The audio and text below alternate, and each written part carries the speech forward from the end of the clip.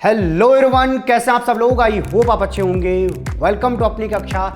आज इस वीडियो में आपको कोऑर्डिनेशन केमिस्ट्री का पार्ट 2 कराऊंगा, जिसके अंदर मैं आपको क्रिस्टल फील्ड थ्योरी यानी कि सीएफटी पढ़ाने वाला हूं। यहां पर कुछ ऐसे ब्रह्मास्त्र दिए जाएंगे जिससे आपके सीएफटी से रिलेटेड सारे क्वेश्चंस बहुत आसानी से सॉल्व हो जाएंगे। तो चलिए शुरू करते हैं इस वीडियो को।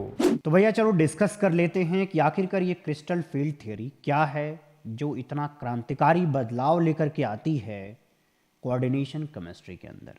देखो, क्रिस्टल फील्ड थ्योरी में एक शब्द आता है क्रिस्टल।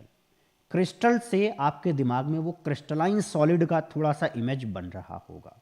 वहाँ पे अगर मान लो मैं आपको बोलूँ कि यहाँ पे मान लो एक क्रिस्टल है, ठीक है, और इस क्रिस्टल पर हम क्या कर रहे हैं, एक हैमर मार रहे हैं।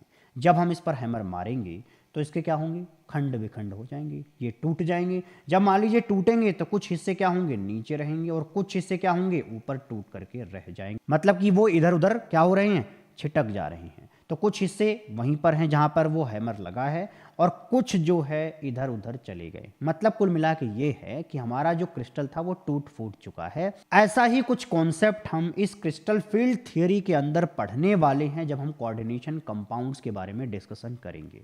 ये थ्योरी ये कहती है कि जो हमारा सेंट्रल मेटल होता है, वो हमारा सेंट्रल मेटल और जो हमारा लिगेंड होता है, वो दोनों एक दूसरे से जब इंटरैक्ट करते हैं, अट्रैक्ट करते हैं, लगाव रखते हैं, गठबंधन करते हैं, तो वो आयनिक होता है। वो कंप्लीटली आयनिक होता है। वहां पर purely electrostatic force of attraction होता है। किसके बीच में, मेटल के बीच में और लिगेंड के बीच में। ऐसा कौन कहता है, ऐसा कहता है हमारा सीएफटी, मतलब कि क्रिस्टल फील्ड थ्योरी। पहली लाइन लिखी गई है कि CFT is an electrostatic model. यहां से बात समझ में आई। आगे देखिएगा, लिखा गया है कि which considers the metal ligand bond to be ionic. कैसा होता है भैया बॉन्ड, आयनिक होता है। Arising purely from electrostatic interaction between the metal ion and the ligand. Okay भाई, समझ में आ गया। अब देखो, जो हमारा ये लिगेंड है ना, ये लिगेंड हम दो तरीके का अक्सर पढ़ते हैं। या तो वो एनायनिक होता है या तो वो न्यूट्रल होता है। जो एनायनिक लिगेंड्स हैं वो पॉइंट चार्ज की तरह बिहेव करेंगे। मतलब कि जैसे Cl नेगेटिव है तो इसको हम मान सकते हैं कि एक नेगेटिव चार्ज है, मतलब कि यहां पर एक पॉइंट चार्ज प्रेजेंट है। लेकिन जो हमारे न्यूट्रल मॉलिक्यूल्स होंगे जैसे कि H2O, उनको हम डाइपोल्स की तरह ट्रीट करेंगे। डाइपोल्स कहने का मतलब हुआ यहां पर कि ऑक्सीजन पे क्या रहता है, डेल नेगेटिव चार्ज, यहां पर डेल पॉजिटिव चार्ज, यहां पर del positive charge.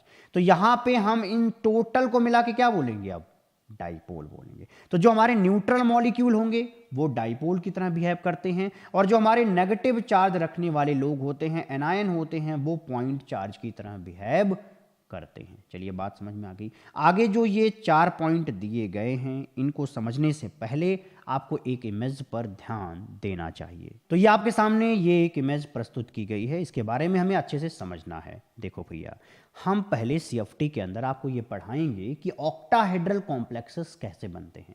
Octahedral complexes को बनाने के लिए हमें 6 लिगेंड्स की जरूरत होती है। इतनी बात तो आपको पता है। देखो भैया, क्योंकि हमारा नोटेशन क्या होता है, Ml6 करके होता है ऑक्टाहेड्रल के लिए। तो देखो भैया, ये है हमारा मेटल M, ये क्या है, मेटल M है, और इसके किनारे किनारे से 6 लिगेंड उसकी तरफ बढ़ रहे हैं। कितने, 6 लिगेंड्स बढ़ रहे हैं। देखो भैया, एक लिगेंड ये है, दूसरा यहाँ, तीसरा यहाँ, चौथा यहाँ, पांचवा यहाँ, छठा यहाँ। 6 लिगेंड जो है उस मेटल की तरफ जा रहे हैं, इंटरैक्ट होकर के Ml6 बनाने, मतलब कि एक ऑक्टाहेड्रल कॉम्प्लेक्स बनाने। पहले हम बात कर लेते हैं एक्सेस पे। देखो, ये रहा हमारा पॉइंट, ये जो है हमारा एक्स एक्सिस है, ये हमारा वाई एक्सिस है, और ये देखिएगा हमारा जेड एक्सिस है। ध्यान रखिएगा इस चीज़ को, क्या बोल रहा हूँ, यहाँ पर एक्स एक्सिस होगा ये वाला, ये जो होगा वो क्या है, वाई एक्सिस, और ये रहा हमारा जेड एक्सिस। आई होप आपको इतनी बात समझ में आ गई होगी। अब जो हमारा एक्स एक्सिस होगा उसमें देखो ये वाली लाइन होगी इस तरीके से। तो एक लिगेंड जो है इस साइड से आ रहा है और एक लिगेंड जो है इस साइड से आ रहा है। मतलब कि आपको समझ में आ रहा होगा कि एक एक्स की तरफ से आ रहा है तो दूसरा माइनस एक्स की तरफ से आ रहा है। एक जो है देखो वाई की तरफ से आ रहा है तो दूसरा देखो माइनस वाई की तरफ से आ रहा है। एक जो है जेड की तरफ से आ रहा है तो दूसरा जो है माइनस जेड की तरफ से आ रहा है। कहाँ पे आ रहा है भैया, ये मेटल की तरफ आ रहा है, उससे इंटरैक्ट होने आ रहा है। शायद आपको इतनी बात समझ में आ गई होगी। अब देखो होगा क्या, इस मेटल m के अंदर जो d ऑर्बिटल्स प्रेजेंट होंगे, ध्यान से सुनना, जो d ऑर्बिटल्स प्रेजेंट होंगे अब वो इंटरैक्ट करेंगे इन लिगेंड से। किससे इंटरैक्ट करेंगे? इन लिगेंड से इंटरैक्ट करेंगे, जिसको कि हमने क्या मान रखा है? पॉइंट चार्ज या डाइपोल मान रखा है। उससे कौन इंटरैक्ट होगा? इस मेटल m का d ऑर्बिटल इंटरैक्ट होगा। लेकिन इसके आगे हम पढ़ें उससे पहले हमें यह समझना होगा कि आखिरकार ये d ऑर्बिटल कितने टाइप के होते हैं जो मेटल के अंदर प्रेजेंट हैं। तो भैया मेरे 5 टोटल d ऑर्बिटल्स होते हैं। पहला ऑर्बिटल मान लीजिए है dx² माइनस y²। तो यहां पर लिखा गया है dx² माइनस y²। ये जो ऑर्बिटल होता है, यहां पर जो 4 लोब होते हैं d के, वो x और y एक्सिस पर प्रेजेंट होते हैं। जैसे देखिएगा यहां पर लिखा गया ये x एक्सिस है, ये वाला, और ये हमारा y एक्सिस है। यहां पर देखो जो येलो कलर का दिख रहा है ये ऑर्बिटल, एक देखिएगा, एक डंबल इस साइड है, दूसरा आपको इस साइड दिख जाएगा, और एक देखिएगा यहां पे इस साइड दिख जाएगा। आई होप आपको ये समझ में आया हो कि कैसे आप dx² माइनस y² बनाएंगे। उसके लिए आपको क्या करना है? x एक्सिस के ऊपर एक रखना है डंबल, और दूसरा डंबल कहां रख देना है? y एक्सिस के ऊपर रख देना है। ठीक है भैया। अगला है dz²।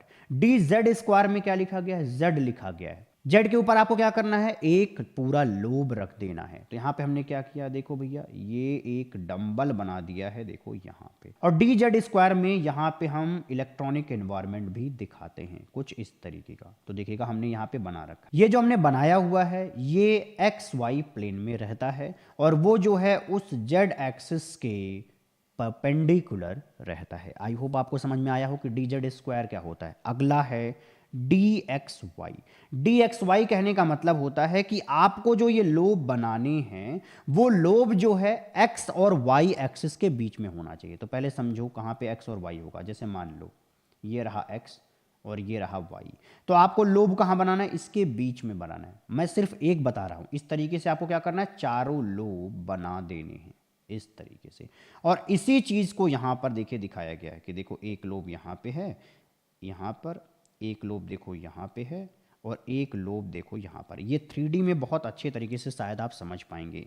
देखो भैया ये जो प्लेन देख रहे हो ना आप, ये वाला प्लेन, ये वाला प्लेन, ये जो प्लेन है ये जो है XY प्लेन है। इसी XY प्लेन पर ये सारे लोब्स प्रेजेंट हैं dxy के। आई होप समझ में आया हो भैया। इसी तरीके से हम बात कर सकते हैं dxz की। कहने का मतलब हुआ कि यहां पर आपको x एक्सिस और z एक्सिस के बीच में लोब बनाने हैं, और यही चीज़ यहाँ पे देखिएगा बनाया गया है कि देखो भैया ये जो है ये हमारा xz प्लेन है, और इसी xz प्लेन पर क्या प्रेजेंट होगा?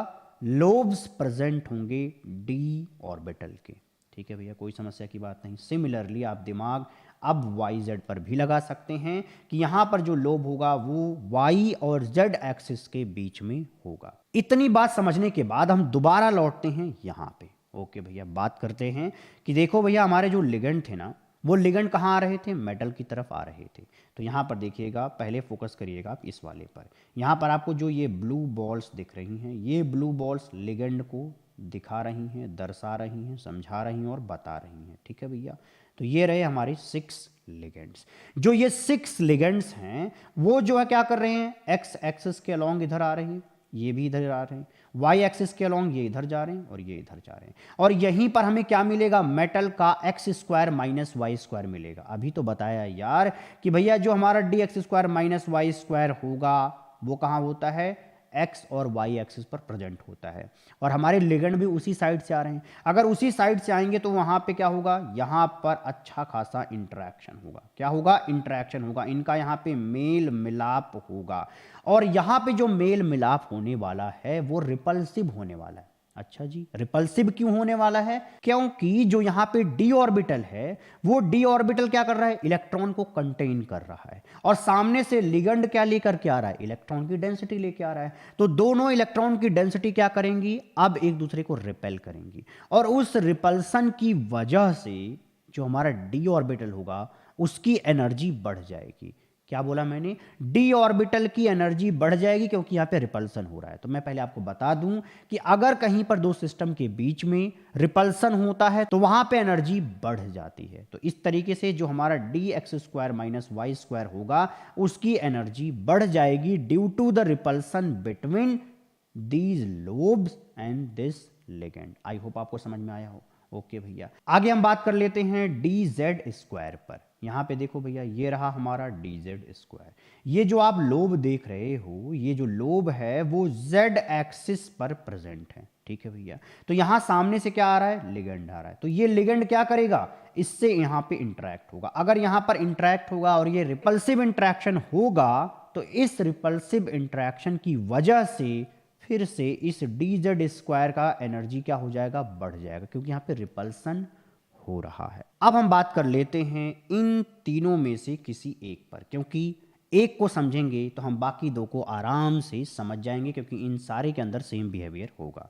देखो भैया, जो ये हमारा डी एक्स वाई है, वहां पे हमारे जो लोब होते हैं ना वो एक्सिस के बीच में होते हैं। देखिएगा, ये हमारा एक्सिस है, लोब यहां पर कहीं प्रेजेंट है। तो आई होप आपको समझ में आ रहा हो कि ये क्या कह रहा हूं मैं। क्या यहां सामने से कोई लिगेंड आ रहा है, जवाब है नहीं।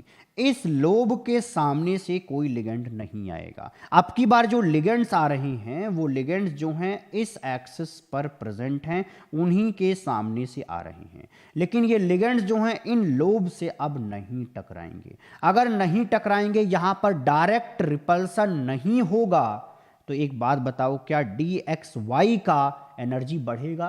तो जवाब है नहीं। सिमिलरली आपको d x z d y z के अंदर भी देखने को मिलेगा कि जो लिगेंड्स जो है आ रहे होंगे यहां पर मेटल से इंटरेक्ट होने, वो इन डी ऑर्बिटल के साथ रिपल्सन ज्यादा शो नहीं कर सकते, क्योंकि वहां पर इनके जो लोब हैं और जो ये लिगेंड के आने की डायरेक्शन है वो अलग अलग, एक इधर जा रहा है तो दूसरा इधर से आ रहा है, तो यहां पर रिपल्सन नहीं हो रहा है। ठीक है भैया, तो यहां पे बन गया दो पेयर। पहला पेयर ऐसा जहां पे रिपल्सन की वजह से एनर्जी क्या हो रही है, बढ़ रही है, और यहीं पर तीन डी ऑर्बिटल का एक ऐसा कॉम्बिनेशन मिल रहा है जहां पे लिगेंड जो है लोब के साथ डायरेक्टली इंटरेक्ट नहीं करता। ठीक है भैया, हमें क्या मिला, दो पेयर मिला। एक की एनर्जी बढ़ गई और दूसरे की एनर्जी क्या होगी, घट जाएगी। आपके मन में सवाल आ सकता है कि आखिरकार इन तीनों के एनर्जी घटने की बात अभी आपने क्यों बोली। एक्चुअली इसलिए क्योंकि जो हमारा सिस्टम है, जो हमारा ये डी ऑर्बिटल है ना, उन डी ऑर्बिटल की टोटल एनर्जी क्या होनी चाहिए, सेम होनी चाहिए। अगर कुछ की एनर्जी बढ़ रही है तो कुछ की एनर्जी घटेगी। तो जिसकी एनर्जी बढ़ती है उसको एक नाम दिया जाता है Eg। क्या नाम दिया जाता है, Eg दिया जाता है। और जिस कॉम्बिनेशन की एनर्जी घट जाती है उसको नाम दिया जाता है T2g। क्या बोला जाता है उसको, T2g बोला जाता है। तो याद रखिएगा कि यहां पर ऑक्टाहेड्रल फील्ड की वजह से हमारा जो डी ऑर्बिटल स्प्लिट हुआ है, टूटा है, वहां पे हमें दो पेयर मिलता है। एक होता है Eg जो कि ये और ये वाला है, और एक मिलता है T2g जहां पे आप इनकी और इनकी चर्चा करेंगे। अभी जो मैंने आपको पढ़ाया है वही सारी चीजें यहां पर मेंशन की गई हैं आपके नोट्स के अंदर, तो जरूर पढ़िएगा, भूलिएगा मत। चलिए अगले पॉइंट पे आ जाते हैं। अगले पॉइंट के अंदर हमें ये डिस्कस करना है कि ये स्प्लिटिंग किस तरीके से हुई, और यहाँ पर हम एनर्जी के फैक्टर को अच्छे तरीके से समझेंगे। देखो भैया, यहाँ पे देखो, ये है हमारा डी ऑर्बिटल। ये कौन सा डी ऑर्बिटल है, ये वो 5d ऑर्बिटल है जो किसी मेटल के अंदर प्रेजेंट है। अभी हमारा मेटल फ्री है, ध्यान से समझना इस चीज को। मैंने क्या बोला, हमारा मेटल फ्री है। जैसे मान लीजिए कि हमारा एक मेटल है और इस मेटल पे है मान लो +2 का चार्ज, ठीक। अभी हमारा जब मेटल फ्री है तो वहां पे जो डी ऑर्बिटल है वो सारे डी ऑर्बिटल सेम एनर्जी पर हैं। क्या है, इनकी एनर्जी सेम है। जो इनके डी ऑर्बिटल है वो डीजनरेट है। डीजनरेट डी ऑर्बिटल कहने का मतलब होता है कि यहां पे जो 5 डी ऑर्बिटल होते हैं, d x square minus y square, d z square, d x y, d z y और डी एक्स जेड, ये 5 के पांचों डी ऑर्बिटल, इनकी एनर्जी क्या है, सेम है। जब एनर्जी सेम होती है ऑर्बिटल्स की तो वहां पे बोला जाता है कि वो डीजनरेट ऑर्बिटल है। ठीक है भैया, तो ये हमारे पांचों जो है डीजनरेट ऑर्बिटल हो गए। जब इस मेटल 2+ मतलब कि फ्री आयन की तरफ लिगेंड्स बढ़ते हैं, क्या होते हैं भैया, लिगेंड्स बढ़ते हैं। जब इनकी तरफ लिगेंड्स बढ़ेंगे तो इस लिगेंड को पहले स्फेरिकल फील्ड महसूस होगा। क्या बोल रहा हूं? स्फेरिकल फील्ड महसूस होगा। समझा रहा हूं कैसे। देखो मान लो ये हमारा मेटल है और एक लिगेंड इतना दूर है, यहां से इसकी तरफ आने की कोशिश कर रहा है, अभी आने की कोशिश कर रहा है, यहां पहुंचा, ये भी यहां पहुंचा, सिमिलरली ऊपर से। तो ऐसे 6 लिगेंड इस मेटल की तरफ आ रहे हैं। इस मेटल को अभी दूर रहने की वजह से लिगेंड के इंटरेक्शन फील नहीं हो रहा है, रिपल्सन फील नहीं हो रहा है। इसको लग रहा है कि सारे लोग सेम तरीके से उसकी तरफ बढ़ रहे हैं, और इस वजह से यहां पर एक शब्द यूज होता है स्फेरिकल क्रिस्टल फील्ड। क्या बोलते हैं उसको? Spherical crystal field. अभी क्या हुआ कि जब इस पर लिगेंड इनकी तरफ आ रहे थे तो थोड़े मोड़े इंटरेक्शन की वजह से ना वहां पे एनर्जी बढ़ जाती है। अभी मैं कह रहा हूं थोड़े मोड़े इंटरेक्शन की वजह से उसकी एनर्जी बढ़ जाती है। तो यहां पर देखो, यहां पे आपको ये बढ़ी हुई एनर्जी महसूस होगी, क्योंकि यहाँ पे क्या लिख रखा है? एनर्जी लिख रखा है। तो जैसे जैसे आप ऊपर जाओगे एनर्जी क्या होगी? बढ़ जाएगी। तो यहां पर स्फेरिकल क्रिस्टल फील्ड की वजह से वो पांचों डी ऑर्बिटल की एनर्जी क्या होती है? बढ़ जाती है। अगर कोई पूछे क्यों बढ़ जाती है, तो जवाब दो कि वहां पर जो हमारा मेटल है उस मेटल के किनारे किनारे 6 लिगेंड आ रहे हैं, और लिगेंड के उसकी तरफ आने की वजह से थोड़ा इंटरेक्शन होता है मेटल और लिगेंड के बीच में। उस थोड़े से इंटरेक्शन की वजह से वहां पे उनकी एनर्जी बढ़ जाती है। कमाल की बात तो अब शुरू होगी कि जो हमारा मेटल 2+ है, जो कि अभी स्फेरिकल क्रिस्टल फील्ड महसूस कर रहा है, जब उसके आसपास लिगेंड आने लग जाएंगे, मतलब कि वो और ज्यादा करीब आएंगे, तो इस लिगेंड के आने के 2 तरीके हो सकते हैं। एक तो ऐसा कि वो जो है लोब के जस्ट सामने से आ जाए, दूसरा ऐसा कि वो लोब के यहां कहीं बगल से आ जाए। तो जब लोब के सामने से आएगा तो उसकी एनर्जी बढ़ जाएगी और उसी को हम ईजी बोलते हैं, और जब वो लोब के बगल से आएगा तब उसको हम T2G बोलते हैं। मतलब कि अब हमारा डी ऑर्बिटल टूट चुका है, स्प्लिट हो चुका है। मैंने क्या बोला था कि यहां पर जो पांचों डी ऑर्बिटल हैं वो डिजनरेट हैं, उनकी एनर्जी सेम है। लेकिन जब लिगेंड और करीब आएंगे तो वहां पे स्प्लिटिंग होगी, 2 हिस्सा बनेगा। पहले हिस्से में इजी ऑर्बिटल्स आएंगे, मतलब कि यहां पे क्या क्या आएगा? dz² आएगा, dx² - y² आएगा, और इसकी एनर्जी क्या होगी? बढ़ जाएगी। एनर्जी बढ़ी क्यों? क्योंकि यहाँ पे रिपल्सन हुआ है। लेकिन कुछ ऑर्बिटल्स ऐसे होंगे जिनकी एनर्जी ऑटोमेटिक घट जाएगी, क्योंकि एक तरफ हमने एनर्जी को बढ़ाया हुआ है, क्योंकि ओवरऑल एनर्जी हमें क्या करनी है? सेम रखनी है, यहीं पर रखनी है। आई होप आपको अब समझ में आ चुका होगा कि आखिरकार मैंने ये 3 लाइनें नीचे क्यों बनाई हैं। ये किसको डिनोट कर रही हैं? ये dxy, dxz और dyz को डिनोट कर रही हैं। अब हम बात करेंगे कि इस डेल नॉट के फॉर्म में Eg के ऑर्बिटल्स और T2G के ऑर्बिटल्स को कितनी एनर्जी असाइन की जा सकती है। देखिएगा, समझना ध्यान से।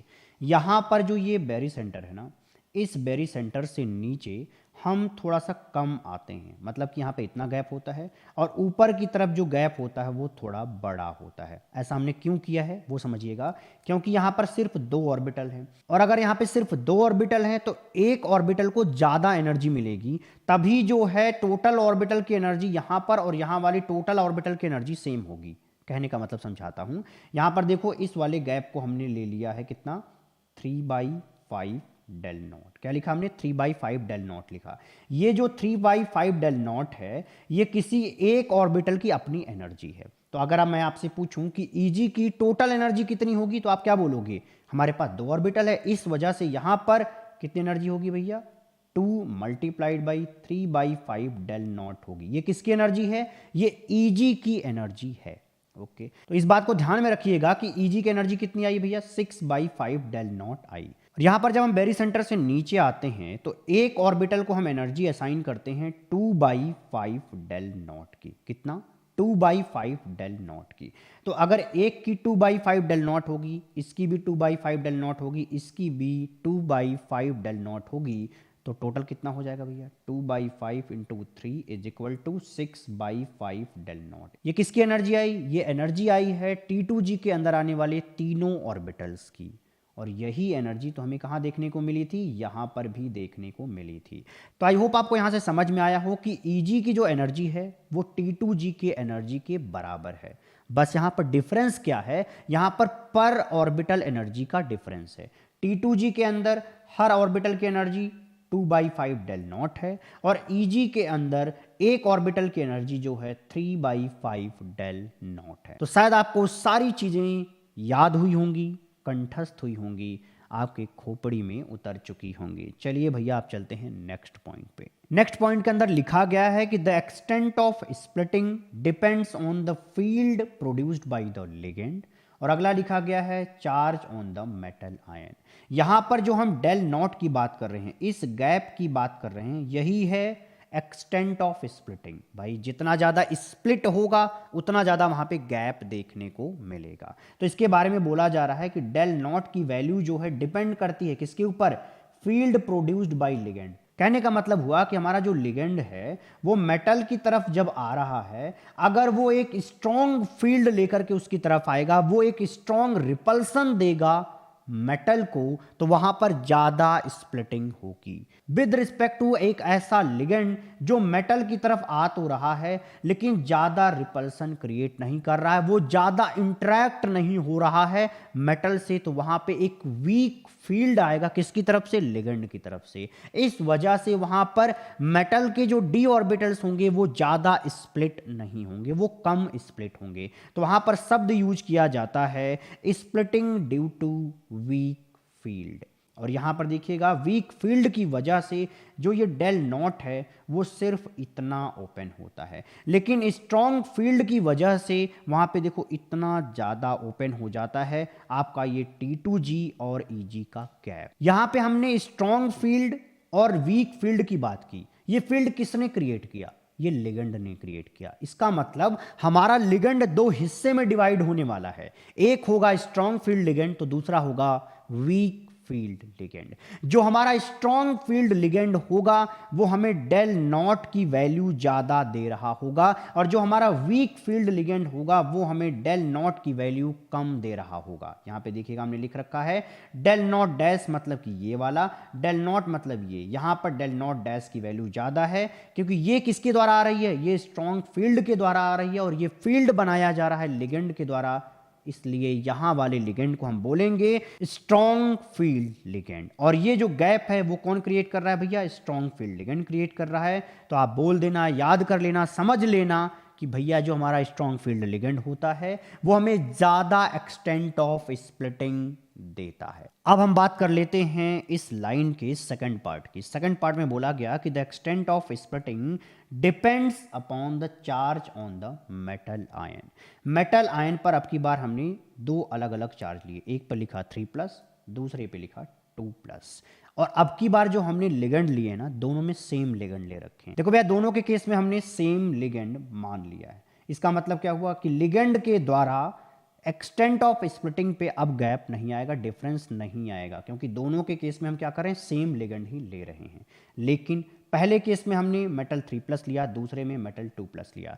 जब 3+ की तरफ कोई लिगेंड आता है ना तो वो ज़्यादा इंटरेक्ट होता है, क्योंकि यहाँ पे पॉजिटिव चार्ज ज़्यादा है। तो अगर पॉजिटिव चार्ज ज़्यादा होगा और जो इसके सामने लिगेंड आएगा उस लिगेंड के पास क्या रहेगा? इलेक्ट्रॉन्स रहेंगे। तो यहाँ पर आयनिक इंटरेक्शन बहुत अच्छा होगा, और अच्छे आयनिक इंटरेक्शन की वजह से वहाँ पर डी ऑर्बिटल की ज़्यादा स्प्लिटिंग हो पाएगी। इस वजह से यहाँ पर डेल नॉट डैश की वैल्यू क्या होगी?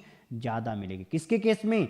एक ऐसे केस में जहां पर मेटल पर 3+ आयन प्रेजेंट है विद रिस्पेक्ट टू 2+ के, क्योंकि 2+ में क्या होगा? चार्ज कम है, इस वजह से वो ज्यादा आयनिक इंटरेक्शन नहीं करेगा। अगर वो अच्छा आयनिक इंटरेक्शन नहीं करेगा तो वहां पर ज्यादा ओपनिंग नहीं होगी T2G और Eg के बीच में। अब हमें मेटल के इलेक्ट्रॉनिक कॉन्फ़िगरेशन देखने पड़ते हैं।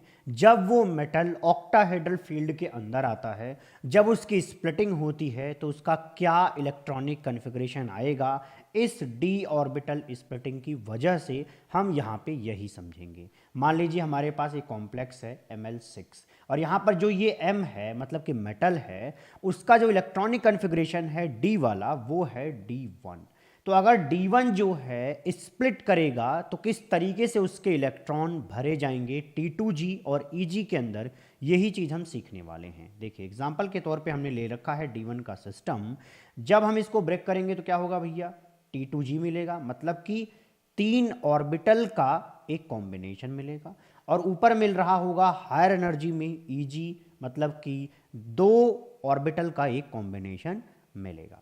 अब हमें इलेक्ट्रॉन रखना है। अब आप बताइए कि इलेक्ट्रॉन को हम यहां रखें या यहां रखें। हमारे पास दोनों चांस हैं, हम कहीं भी रख सकते हैं। तो इसके लिए हमें यहां पे लगाना पड़ता है अबाउ रूल। ये पढ़ा था आपने 11th में, जो ये कहता है कि आप अपने इलेक्ट्रॉन को वहां पे फेंक के मारो जहां पे एनर्जी मिनिमम है। तो आप बताओ एनर्जी मिनिमम किसकी है, T2G की या Eg की।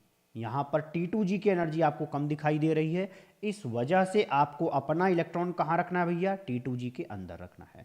तो इस तरीके से D1 जो होगा उसका इलेक्ट्रॉनिक कॉन्फ़िगरेशन लिखा जाएगा T2G1, और Eg के अंदर कोई इलेक्ट्रॉन है क्या, नहीं है, तो लिखा जाता है 0। ये होता है D1 का इलेक्ट्रॉनिक कॉन्फ़िगरेशन जब वो स्प्लिटिंग कर लेता है तो। ओके भैया, सिमिलरली आपको D2 बोला जाएगा भरने के लिए।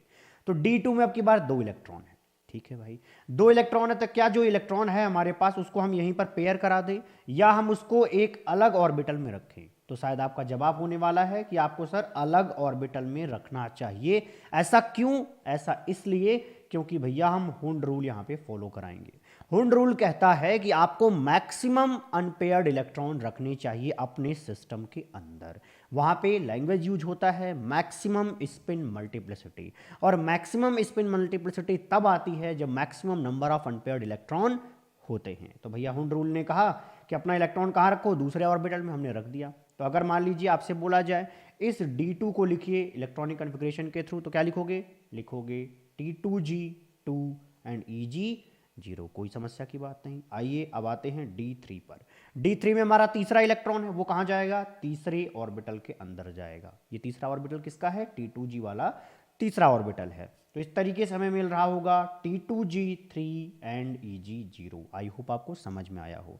अच्छा, इसको आप लगाओगे कैसे, आपको क्या दिया जाएगा पेपर में, आपको दिया जाएगा कोई कॉम्प्लेक्स, ऐसे दिया जाएगा Ml6, ऐसा कुछ करके लिखा जाएगा 3 नेगेटिव।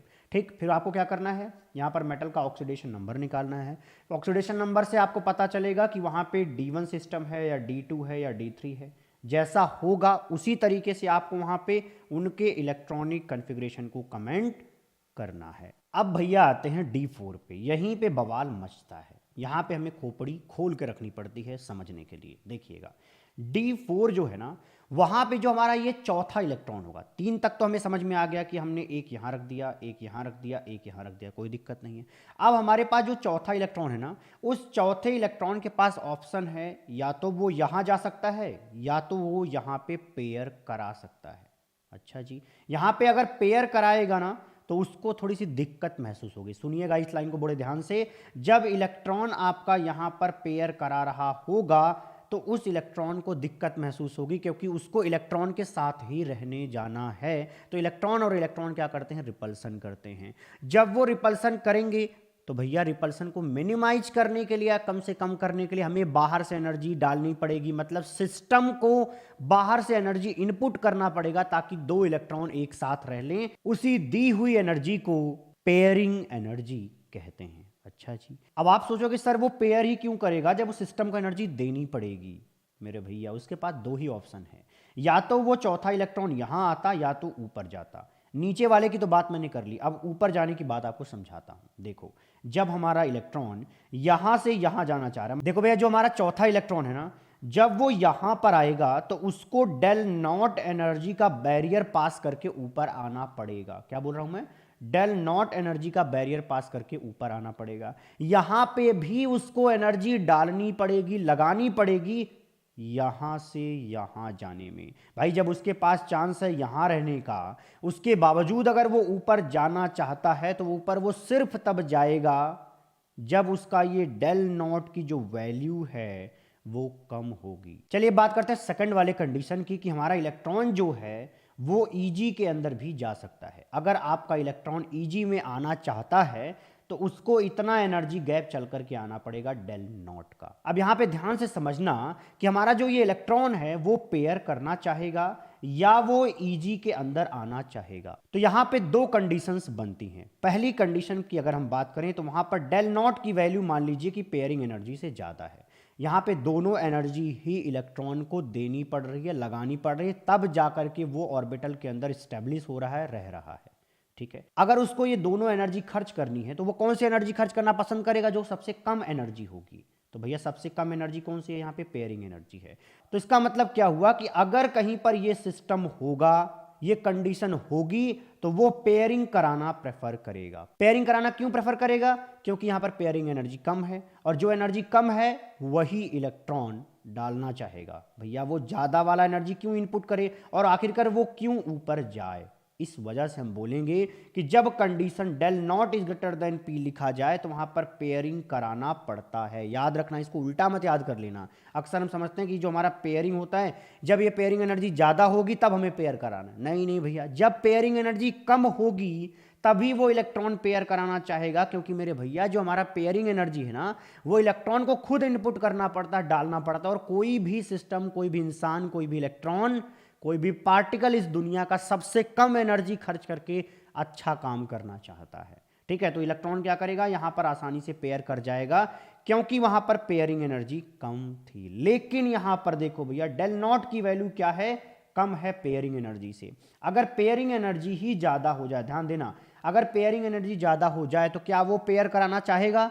जवाब है नहीं। इसी वजह से यहां पर पेयर देखने को नहीं मिलता। अगर हमारा ये डेल नॉट की वैल्यू जो है वो कम है पेयरिंग एनर्जी से, तो वो चाहेगा क्यों ना भैया हम इस पहाड़ को चढ़ करके ऊपर ही चले जाएं, हमें रिश्ते नहीं बनाने, हमें किसी के साथ नहीं रहना, हमें साधु बनने में फायदा है, मैं जा करके साधु बन करके पर्वत पे क्या करूंगा? निवास करूंगा, मजे लूंगा, इधर रहूंगा, लेकिन यहाँ पे रिश्ते में नहीं आऊंगा, किसी के साथ पेयर अप नहीं करूंगा। शायद समझ में आ चुका हो भैया। यहाँ पे पढ़ के बता देता हूँ। पहला कंडीशन लिखा गया है कि del naught is greater than P, मतलब कि पेयरिंग एनर्जी यहाँ पे कम है। अगर पेयरिंग एनर्जी कम है तो वो पेयर कराएगा। अगर पेयर कराएगा तो T2G के अंदर कितने इलेक्ट्रॉन आएंगे?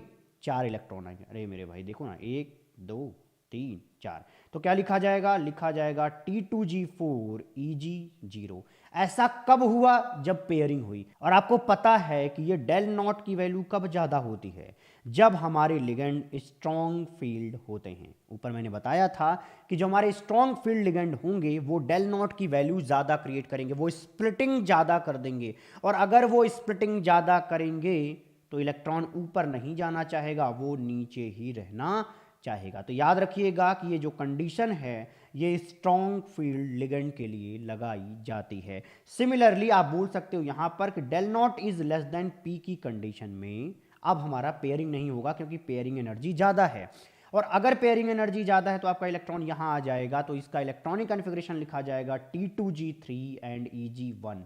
भाई यहाँ पे 3 इलेक्ट्रॉन है और Eg के अंदर 1 इलेक्ट्रॉन है, तो इस तरीके से हमारा इलेक्ट्रॉनिक कॉन्फ़िगरेशन बन जाएगा। और ये जो कंडीशन आप देख रहे हो जहां पे पेयरिंग एनर्जी ज्यादा है with respect to del not के, या इसको इस तरीके से बोलो कि यहां पर जो हमारे डेल नॉट की वैल्यू कम आ रही है, ये आ रही है वीक फील्ड लिगेंड की वजह से। अगर आपके कॉम्प्लेक्स के अंदर वीक फील्ड लिगेंड होंगे तो वहां पर डेल नॉट की वैल्यू क्या आएगी? कम आएगी। यहां पे मैं एक आपसे सवाल पूछ लेता हूं कि बताओ भैया, जो ये गैप है, ये वाला गैप जो कि स्ट्रॉन्ग फील्ड लिगेंड द्वारा क्रिएट किया गया है, मान लो वो डेल नॉट डैश है, और ये वाला जो गैप है जो कि वीक फील्ड लिगेंड ने क्रिएट किया है, मान लो वो डेल नॉट है। अगर ये डेल नॉट है और ये डेल नॉट डैश है, तो इन दोनों में बड़ा कौन होगा? शायद आपको समझ में आया हो कि ये वाला गैप बड़ा होगा। ये वाला गैप इसलिए बड़ा होगा क्योंकि ये स्ट्रॉन्ग फील्ड लिगेंड क्रिएट कर रहा है, और इसी वजह से वो पेयरिंग एनर्जी से ज़्यादा भी मिलता है। अब हम समझेंगे D5 के बारे में। मान लो कि हमारा कोई ऑक्टाहेड्रल कॉम्प्लेक्स है Ml6, और उसके M मतलब कि मेटल का जो इलेक्ट्रॉनिक कॉन्फ़िगरेशन निकल के आया है वो था D5। अब इस D5 को ऑक्टाहेड्रल फील्ड के अंदर हमें समझाना है। अगर वहां पर हमने मेटल के साथ जो लिगेंड हमने लिए हैं वो हमने अगर स्ट्रॉन्ग फील्ड लिगेंड ले लिए, तो वो जो स्ट्रॉन्ग फील्ड लिगेंड होंगे वो क्या कराएंगे? पेयरिंग कराएंगे। ध्यान देना, मैंने क्या बोला? स्ट्रॉन्ग फील्ड लिगेंड हमेशा पेयरिंग कराने की कोशिश करते हैं, और जो हमारे वीक फील्ड लिगेंड होते हैं वो पेयरिंग से रोकते हैं। ऐसा वो क्यों करते हैं भैया? क्योंकि यहां वाली कंडीशन में हमारी पेयरिंग एनर्जी ज्यादा होती है डेल नॉट से, इस वजह से वो इलेक्ट्रॉन जंप करके ऊपर चला जाता है, क्योंकि उसको डेल नॉट पार करना आसान लग रहा है, क्योंकि वही सबसे कम एनर्जी है। लेकिन स्ट्रॉन्ग फील्ड लिगेंड के केस में हमारा डेल नॉट की वैल्यू जो होती है वो ज़्यादा होती है पेयरिंग एनर्जी से, इस वजह से इलेक्ट्रॉन पेयर कराना पसंद करता है। तो देखो भैया हमें क्या करना है, 5 इलेक्ट्रॉन भरने हैं। अगर स्ट्रॉन्ग फील्ड लिगेंड के हिसाब से देखें तो ये हमारा T2G है। यहाँ पे हमें क्या करना होगा, हर ऑर्बिटल में पहले एक एक इलेक्ट्रॉन डालना होगा, बाद में हमें यहाँ पे पेयरिंग करानी होगी। तो इस तरीके से हमारे T2G के अंदर 5 इलेक्ट्रॉन आ जाएंगे, लेकिन इस EG के अंदर एक भी इलेक्ट्रॉन नहीं आएंगे। तो इस तरीके से हमें मिल रहा होगा T2G5 EG0। आई होप आपको समझ में आया हो। अब आते हैं भैया वीक फील्ड लिगेंड पे। वीक फील्ड लिगेंड में क्या होगा, देखो ये जो हमारा T2G था इसमें हम क्या करेंगे, पहले एक एक इलेक्ट्रॉन डाल देंगे।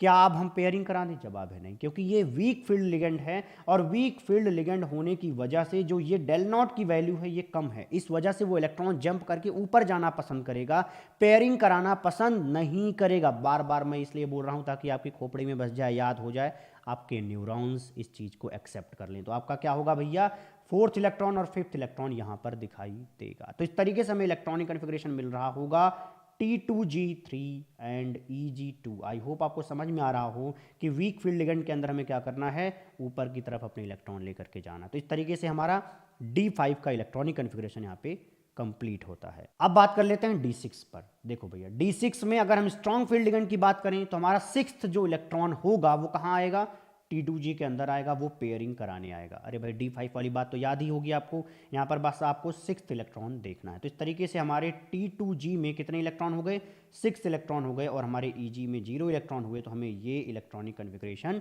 मिलेगा आफ्टर स्प्लिटिंग ऑफ D6। अब आते हैं भैया वीक फील्ड लिगेंड पे। वीक फील्ड लिगेंड पे क्या होगा, 5 इलेक्ट्रॉन तो हमने भर दिए, ये देखिएगा यहाँ और यहाँ। 6th इलेक्ट्रॉन देखिए हमने कहाँ रखा है, यहाँ पे रखा है। यहाँ पे रखना अब हमारी मजबूरी है, क्योंकि भैया हर ऑर्बिटल अब एक एक इलेक्ट्रॉन रख चुका है, तो अब हमें पेयरिंग ही करानी है। और पेयरिंग हम ऊपर तो नहीं करा सकते ना भाई, मिनिमम एनर्जी में जाके पेयरिंग कराना फायदेमंद होगा। इस वजह से हम क्या करेंगे, T2G को पेयर कराना शुरू करेंगे। तो एक इलेक्ट्रॉन हम यहाँ डाल देंगे। तो इस तरीके से जो हमारा T2G है वहां पे अब कितने इलेक्ट्रॉन हो गए, 4 इलेक्ट्रॉन हो गए। और हमारे EG में कितने इलेक्ट्रॉन है, 2 इलेक्ट्रॉन है। तो ये रहा हमारा D6 का electronic configuration by weak field ligand. Okay भैया, अब बात कर लेते हैं D7 पर। D7 के स्ट्रॉन्ग फील्ड लिगेंड की बात करें तो भैया देखो 6 तक में तो नीचे का सारा इलेक्ट्रॉन भर गया था। अब हमें कहाँ जाना होगा, ऊपर जाना होगा। अगर हम ऊपर इलेक्ट्रॉन रखेंगे तो इस तरीके से हमें T2G के अंदर कितने इलेक्ट्रॉन मिलेंगे, 6, और हमारे EG के अंदर 1 इलेक्ट्रॉन मिलेंगे। तो हमारा इलेक्ट्रॉनिक कन्फिगरेशन होगा T2G6 EG1। और अगर हम वीक फील्ड लिगेंड की बात करें तो देखो भैया अब तक हमने 6 इलेक्ट्रॉन जब भरे थे तो यहां तक का हमने भर लिया था। जो हमारा 6th इलेक्ट्रॉन होगा वो यहां पे आकर के पेयर करेगा, और इस वजह से हमारे T2G के अंदर 5 इलेक्ट्रॉन होंगे और हमारे EG के अंदर 2 इलेक्ट्रॉन आएंगे। तो इस तरीके से D7 का वीक फील्ड लिगेंड के लिए हमारा इलेक्ट्रॉनिक कन्फिगरेशन बनता है T2G5 EG2। एक चीज मैं आपके ध्यान में लाना चाहूंगा वो ये कि जब हम D7, D6, D5 और D4 को भरते हैं, इलेक्ट्रॉनिक कॉन्फ़िगरेशन करते हैं by weak field ligand and bye strong field ligand, तो वहां पे हमें दोनों के अंदर अलग अलग इलेक्ट्रॉनिक कॉन्फ़िगरेशन मिलते हैं। लेकिन आगे अब आपको कुछ चेंज देखने को मिलेगा। वहां पर आपको स्ट्रॉन्ग फील्ड लिगेंड और वीक फील्ड लिगेंड दोनों के केस में सेम इलेक्ट्रॉनिक कॉन्फ़िगरेशन मिलेगा। क्या बोल रहा हूं मैं, सेम इलेक्ट्रॉनिक कॉन्फ़िगरेशन देखने को मिलेगा। तो यहां पे कोई खास इंपैक्ट नहीं आने वाला है आपके इलेक्ट्रॉनिक कॉन्फ़िगरेशन पर जब आप वीक फील्ड लिगेंड लें या आप स्ट्रॉन्ग फील्ड लिगेंड लें। ठीक है, यहाँ पे ऐसा कोई फर्क नहीं आएगा इलेक्ट्रॉनिक कॉन्फ़िगरेशन करते वक्त, लेकिन जो फर्क आएगा वो मैं समझाऊंगा। देखो भैया, ये रहा हमारा D8 का सिस्टम।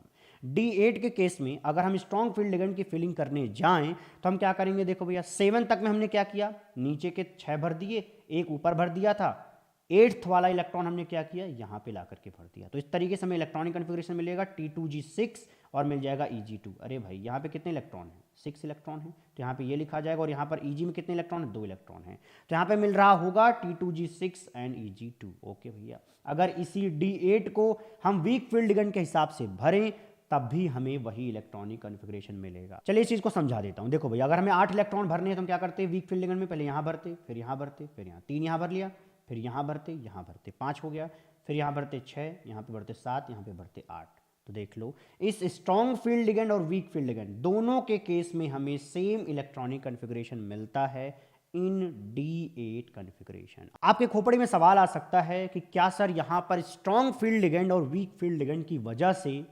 स्प्लिटिंग पर कोई अंतर आएगा या नहीं आएगा? तो देखो भैया, इसका जवाब है कि अंतर तो आएगा। अगर स्ट्रॉन्ग फील्ड लिगेंड होगा ना, तो ये वाला गैप देखो बड़ा है, ये वाला गैप देखो बड़ा है with respect to this gap. आपको समझ में आ रहा होगा कि स्ट्रॉन्ग फील्ड लिगेंड के अंदर जो है ना, ये गैप आपको बड़ा मिलेगा, मतलब डेल नॉट की वैल्यू वहां पे ज्यादा मिलेगी, लेकिन वीक फील्ड लिगेंड में आपको गैप कम मिलेगा, क्योंकि वहां पे वीक फील्ड लिगेंड तो ज्यादा स्प्लिटिंग नहीं हो पाएगी। बस क्या होना है यहां पर कि सेम इलेक्ट्रॉनिक कॉन्फ़िगरेशन मिलना है। और क्यों मिल रहा है वो बात आपको समझ में आ चुकी होगी। सिमिलरली आप अगर D9 की बात करोगे तो वहां पे आप क्या करोगे, अपना 9th इलेक्ट्रॉन कहां रखने जाओगे? स्ट्रॉन्ग फील्ड लिगेंड की बात करें तो आप यहां पे रखोगे। देखो भैया, 8th वाला इलेक्ट्रॉन हमने यहां तक भरा था, तो 9th वाला इलेक्ट्रॉन हम कहां करेंगे? यहां पे भर देंगे। तो इस तरीके से हमें ये इलेक्ट्रॉनिक कॉन्फ़िगरेशन मिलेगा, जहां पे आपको T2G के अंदर 6 इलेक्ट्रॉन मिलेंगे और हमारे EG के अंदर 3 इलेक्ट्रॉन मिलेंगे।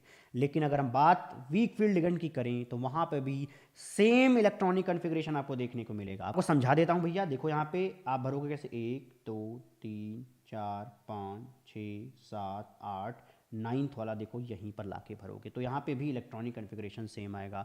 कहने का मतलब हुआ कि भैया मेरे D8 D9 और आगे जब आप D10 खुद से भरोगे तो आपको समझ में आएगा कि यहाँ पर जो है, चाहे आप स्ट्रॉन्ग फील्ड लिगेंड ले लो या वीक फील्ड लिगेंड ले लो, दोनों में सेम इलेक्ट्रॉनिक कॉन्फ़िगरेशन आएगा। तो इन दोनों के केस में आपको ये नहीं देखना है कि आपका लिगेंड जो है कैसा है, वो स्ट्रॉन्ग फील्ड है या वीक फील्ड है। यहां पर इन तीनों कंडीशन में, मतलब कि D8 D9 और D10 में आपको ये देखने की जरूरत नहीं है कि आपके मेटल के साथ कौन सा लिगेंड लगा है। लिगेंड चाहे जो लगा होगा, चाहे वो स्ट्रॉन्ग फील्ड होगा चाहे वो वीक फील्ड लिगेंड होगा, वहां पे इलेक्ट्रॉनिक कॉन्फ़िगरेशन सेम आएगा।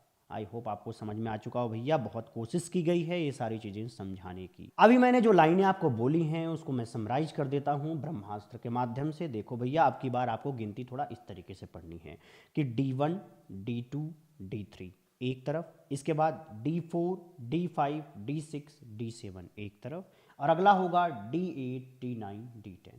यहां और यहां जो आप देख रहे हो, इन दोनों के कॉम्प्लेक्सेस में ये देखने की जरूरत ही नहीं है आपका जो लिगेंड है वो वीक फील्ड लिगेंड है या स्ट्रॉन्ग फील्ड लिगेंड। कहां पे?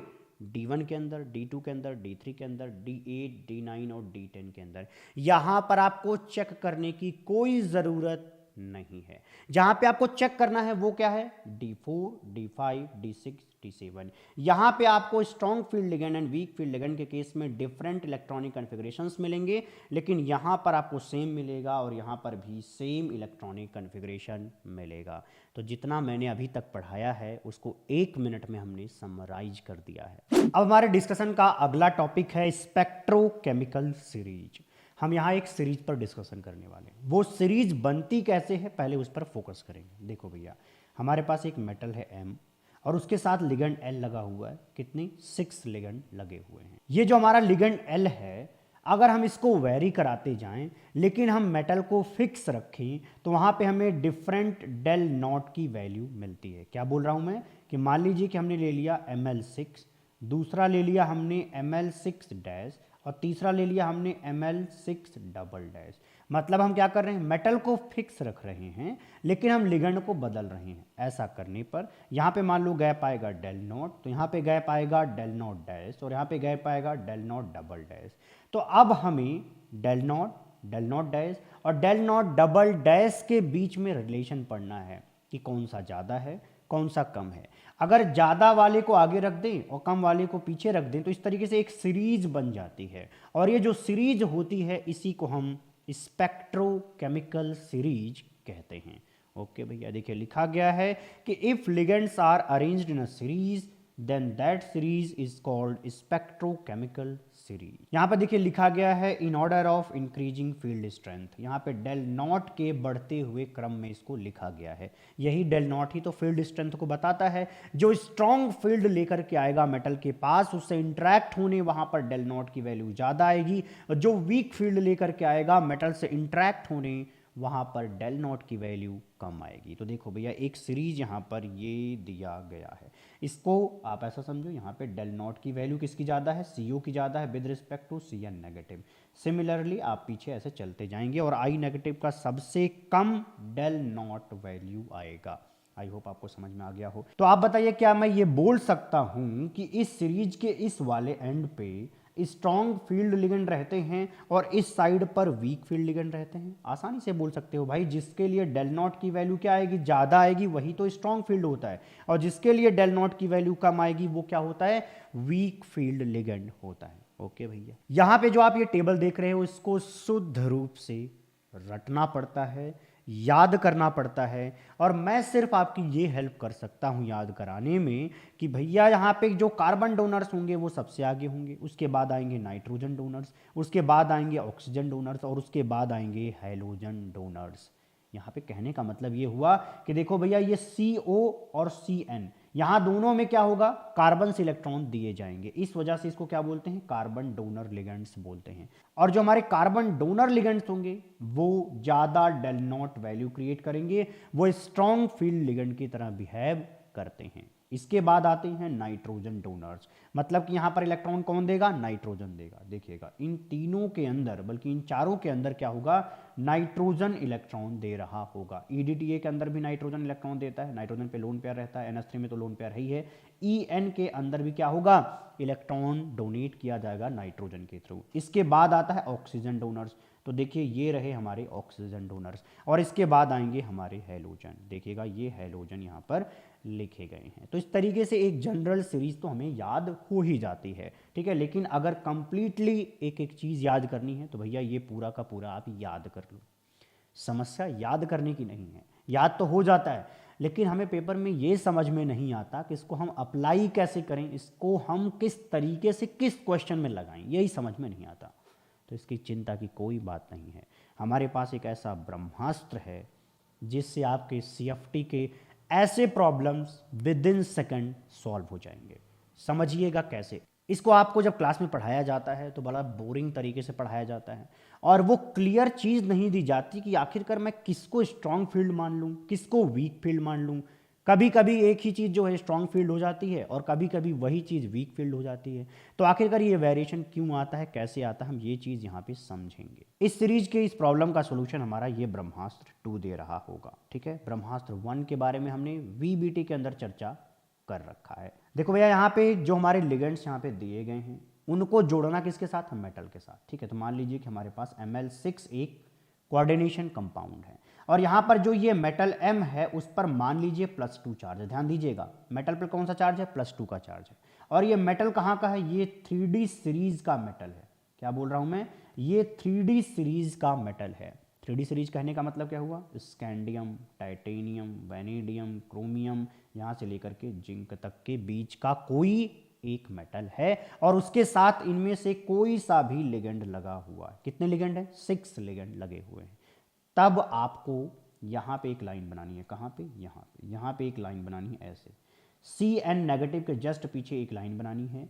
ये लाइन जो है ये बताएगी कि इधर जो है स्ट्रॉन्ग फील्ड लिगेंड होंगे, लेकिन इतने पूरे में वीक फील्ड लिगेंड होंगे। क्या बोल रहा हूं, इधर जो है वीक फील्ड लिगेंड है और इधर जो है स्ट्रॉन्ग फील्ड लिगेंड है। इसके हिसाब से मेटल 2+ के साथ, क्या बोल रहा हूं मैं, मेटल 2+ के साथ जो कि 3D सीरीज के हैं, वहां पे सिर्फ 2 लिगेंड होंगे, वो स्ट्रॉन्ग फील्ड लिगेंड की तरह काम करेंगे, और ये रहे हमारी वो 2 लिगेंड। बाकी सारे के सारे लिगेंड किस तरह बिहेव करेंगे, वीक फील्ड लिगेंड की तरह बिहेव करेंगे। ये ब्रह्मास्त्र 2 का पॉइंट नंबर 1 है। अब हम चर्चा करेंगे ब्रह्मास्त्र 2 के पॉइंट नंबर 2 पर। यहां पर बोला जा रहा है कि हमारा जो ऑक्टाहेड्रल कॉम्प्लेक्स है Ml6, अगर इस Ml6 में जो हमारा मेटल है उस पर +3 का चार्ज हो तो कुछ लिगेंड स्ट्रॉन्ग फील्ड की तरह काम करेंगे और कुछ जो है वीक फील्ड लिगेंड की तरह काम करेंगे। अब कौन से स्ट्रॉन्ग फील्ड है, कौन से वीक फील्ड है, यही मैं आपको बताने चल रहा हूं। जब हमने मेटल 2+ लिया था तो हमारी लाइन यहाँ पे थी, लेकिन जैसे ही हम मेटल 3+ लेंगे वो लाइन खिसक करके यहाँ आ जाएगी। कहाँ आ जाएगी, NCS नेगेटिव के जस्ट पीछे आ जाएगी, यहाँ कहीं पे। तो इसके आगे के जितने भी लिगेंड होंगे वो स्ट्रॉन्ग फील्ड लिगेंड की तरह काम करेंगे, किसके साथ, M3+ के साथ। और ये जो मेटल है वो कौन है, वो मेटल 3D सीरीज का है। याद रखिएगा ये मेटल कौन से हैं, ये मेटल 3D सीरीज के हैं। और अगर वो +3 में हैं तो ये जितने आप लिगेंड यहाँ पे देख रहे हो वो सारे लिगेंड स्ट्रॉन्ग फील्ड लिगेंड की तरह काम करेंगे और बाकी के लिगेंड वीक फील्ड लिगेंड की तरह काम करेंगे। आई होप आपको समझ में आया हो। यहाँ पे आपको एक चीज याद रखनी होगी, वो होगा कोबाल्ट 3+ से रिलेटेड। कोबाल्ट 3+ के साथ जो स्ट्रॉन्ग फील्ड लिगेंड का दायरा है ना वो थोड़ा बढ़ जाता है। जो लाइन आप यहाँ पे बनाते हो बाकी M3+ के लिए, वो कोबाल्ट 3+ के लिए यहाँ होती है। कहाँ होती है, यहाँ होती है। तो इसके आगे आने वाले जितने भी लिगेंड होंगे ये सिर्फ और सिर्फ कोबाल्ट 3+ के साथ स्ट्रॉन्ग फील्ड लिगेंड की तरह बिहेव करेंगे। कोबाल्ट 3+ के लिए ये जो ऑक्सीजन डोनर्स होते हैं वो क्या करते हैं, स्ट्रॉन्ग फील्ड लिगेंड की तरह बिहेव करते हैं। लेकिन बाकी मेटल 3+ के लिए वो लाइन कहाँ होती है, यहाँ होती है। लेकिन कोबाल्ट 3+ के लिए कहाँ होती है, यहाँ होती है। तो आई होप आपको आराम से समझ में आ रहा होगा कि जो हमारे मेटल 2+ होंगे उसके लिए लाइन यहाँ होगी, जो हमारे मेटल 3+ होंगे उसके लिए लाइन यहाँ होगी। लेकिन इसी मेटल 3+ के अंदर अगर कोबाल्ट 3+ आ जाए तो वो लाइन आपको कहाँ बनानी है, यहाँ पर बनानी है, OH के जस्ट पीछे बनानी है। इस चीज को मैं एग्जांपल से आपको समझाता हूं। जैसे मान लीजिए कि हमारे पास लिखा गया है COH2O6 और यहां पे लिखा गया 3+। मैं आपसे सवाल पूछूं कि ये जो हमारा H2O है ये स्ट्रॉन्ग फील्ड लिगेंड है या वीक फील्ड लिगेंड है। तो पहले आप ध्यान दीजिए इस मेटल पर। ये मेटल कौन है, ये मेटल है +3 के अंदर कोबाल्ट।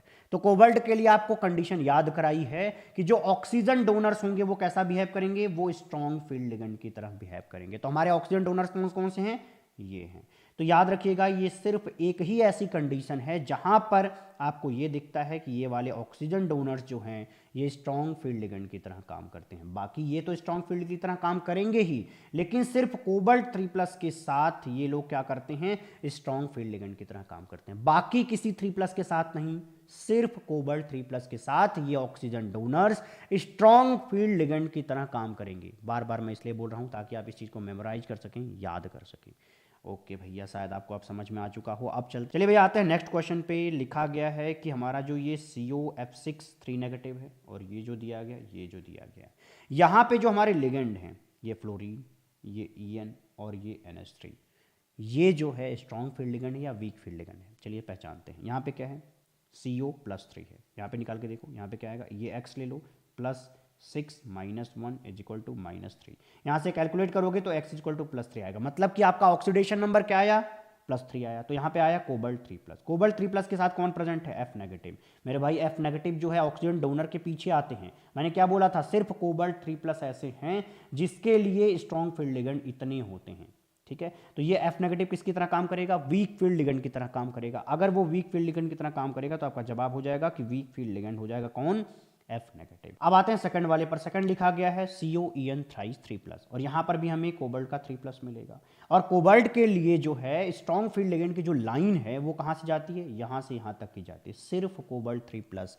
बाकी मेटल्स के लिए कहां से जाएगी, यहां से जाएगी। ठीक है, तो यहां पर क्या हो जाएगा, हमारा जो EN होगा वो स्ट्रॉन्ग फील्ड लिगेंड की तरह काम करेगा। सिमिलरली जो हमारा कोबाल्ट NH3 3+ है वो भी कैसा काम करेगा, वो भी स्ट्रॉन्ग फील्ड लिगेंड की तरह काम करेगा। तो यही सारे जवाब यहाँ पर लिखे गए हैं। आगे चलिए कुछ और चर्चा करते हैं। यहाँ पे हमें ये बताना है कि ये जो हमारे कॉम्प्लेक्सेस हैं और इस कॉम्प्लेक्सेस में जो स्प्लिटिंग हुई है, मान लो यहाँ पे, यहाँ वाले के केस में ये जो है del नॉट है, यहाँ वाले केस में ये del नॉट डबल डैश है, और यहाँ वाले केस में del नॉट डैश है। ठीक है, तो आपको इन तीनों के अंदर एक ऑर्डर बताना है एनर्जी का कि ज्यादा कौन है, कम कौन है। देखो भैया, इसके लिए हमें क्या करना पड़ेगा, इनके लिगेंड्स को ऑर्डर में लिखना पड़ेगा। del नॉट का जब हम ऑर्डर देख रहे थे तो हमने देखा कि EN जो है आगे आता है विद रिस्पेक्ट टू NH3 और NH3 आगे आता है विद रिस्पेक्ट टू F-। तो आप बताइए del नॉट की वैल्यू कहां पे ज्यादा आएगी, EN के केस में ज़्यादा आएगी। तो इसी चीज़ को हमने E नॉट डबल डैश लिख रखा है, ये रहा हमारा E नॉट डबल डैश।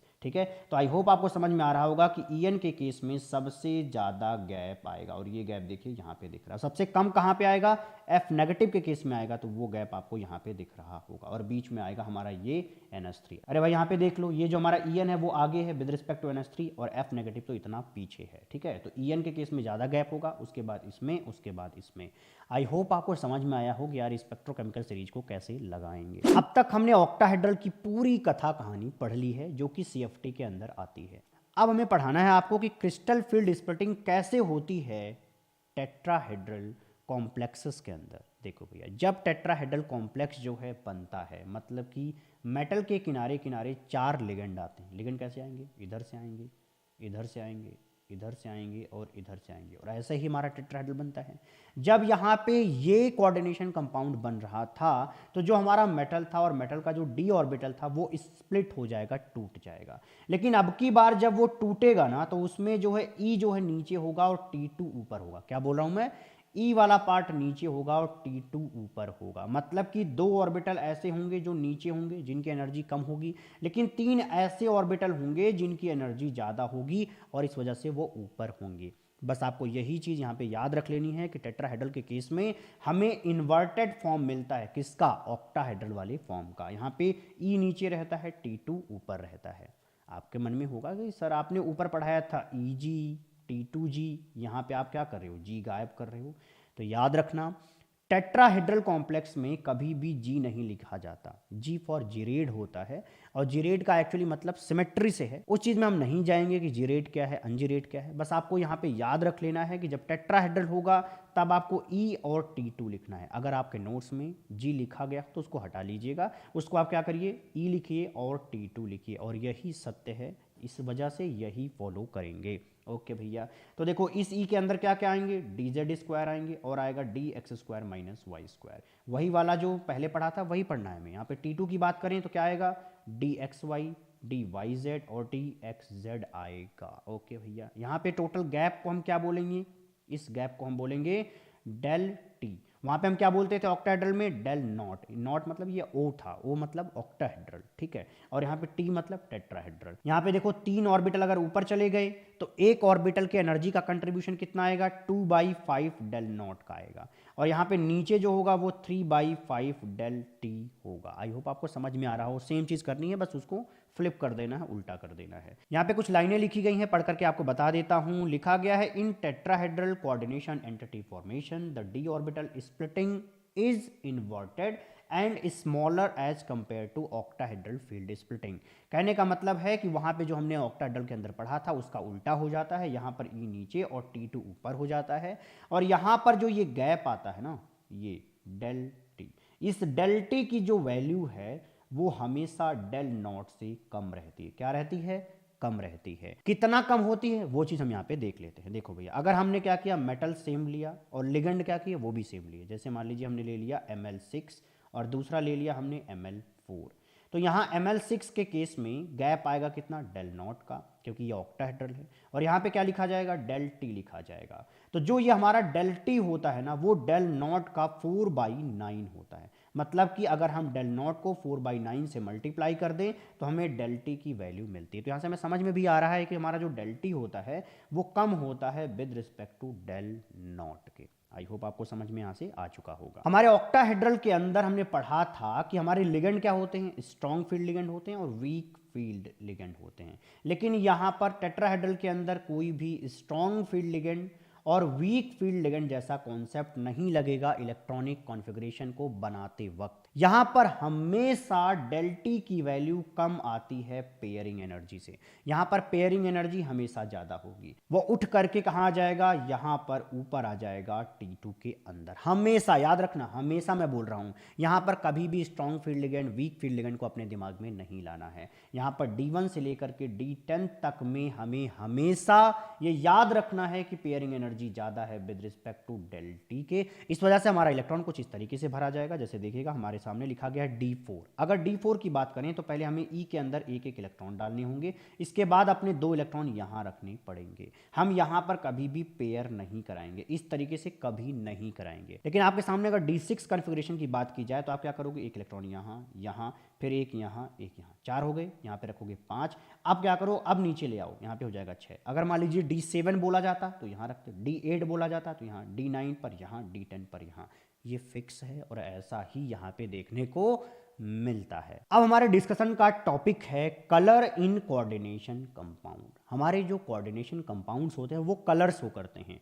उसके पीछे का लॉजिक क्या है, रीजन क्या है, उसी रीजनिंग को समझाते हैं हम CFT को यूज करके, क्रिस्टल फील्ड स्प्लिटिंग को यूज करके हम कलर इन कोऑर्डिनेशन कॉम्प्लेक्सेस को समझाएंगे। ध्यान से सुनिएगा, इस टॉपिक से बच्चे अक्सर डरते हैं जबकि बेहद आसान है। अगर आपको आज तक कठिनाई लगी होगी तो अगले 5 मिनट बाद वो सारी समस्याएं सॉल्व हो जाएंगी जो अब तक आप फेस करते हुए आए हैं इस टॉपिक के अंदर। देखो भैया, जो हमारा कोऑर्डिनेशन कॉम्प्लेक्स है, उस कोऑर्डिनेशन कॉम्प्लेक्स पे जब लाइट गिरती है, क्या होती है, वेव उसके ऊपर गिरती है, तो वो क्या करता है, उसको एब्जॉर्ब कर लेता है और वो कंपाउंड जो कलर एब्जॉर्ब करता है उसका कॉम्प्लीमेंट्री कलर फेंक के बाहर मारता है। और वही जो फेंक के बाहर मारता है, वही चीज, वही वेवलेंथ, वही लाइट हमारी आंख पे पड़ती है और उसी हिसाब से उस कोऑर्डिनेशन कॉम्प्लेक्स का हमें रंग दिखता है। जैसे मान लीजिए एग्जाम्पल के तौर पे आपके कोऑर्डिनेशन कॉम्प्लेक्स पे ग्रीन कलर की लाइट गिरती है और वो ग्रीन कलर की लाइट को खा जाता है।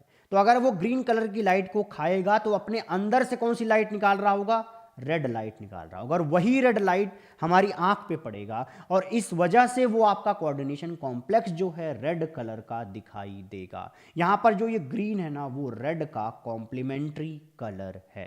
आप कहोगे सर इतना ज्ञान नहीं है मुझे कॉम्प्लीमेंट्री कलर का, तो एक बार हमें कलर व्हील जरूर देखना चाहिए। ये है हमारा कलर व्हील। तो पहले मैं आपको कलर व्हील याद कराऊंगा, फिर मैं आपको बताऊंगा कि इसको किस तरीके से आप लगा सकते हो कोऑर्डिनेशन कॉम्प्लेक्स के कलर को एक्सप्लेन करने के लिए। तो देखो भैया, हमने क्या पढ़ा था, विबग्योर पढ़ा था। क्या पढ़ा था, विबग्योर, VIBGYOR। बचपन से सुन रहे हैं यार ये विबग्योर, ठीक है। इसमें से ना ये आई वाला पार्ट कट कर दो। क्या कर दो, कट कर दो। इसको क्या बोलोगे, VBGYOR। यहाँ पे 6 कलर आपको दिख रहे हैं। इसी 6 कलर को आपको इस कलर व्हील में भरना है। व्हील को हमने क्या किया, डिवाइड कर दिया। इस तरीके से जब हमने डिवाइड किया तो हमें 6 पार्ट्स मिलते हैं। देखिएगा, हम यहाँ से शुरू करेंगे। ये है V, ये है B, ये है GYOR। क्या बोल रहा हूं मैं, VBGYOR, ठीक है, VBGYOR, विबग्योर। आई नहीं बोल रहा हूं मैं, विबग्योर, VBGYOR, ठीक है।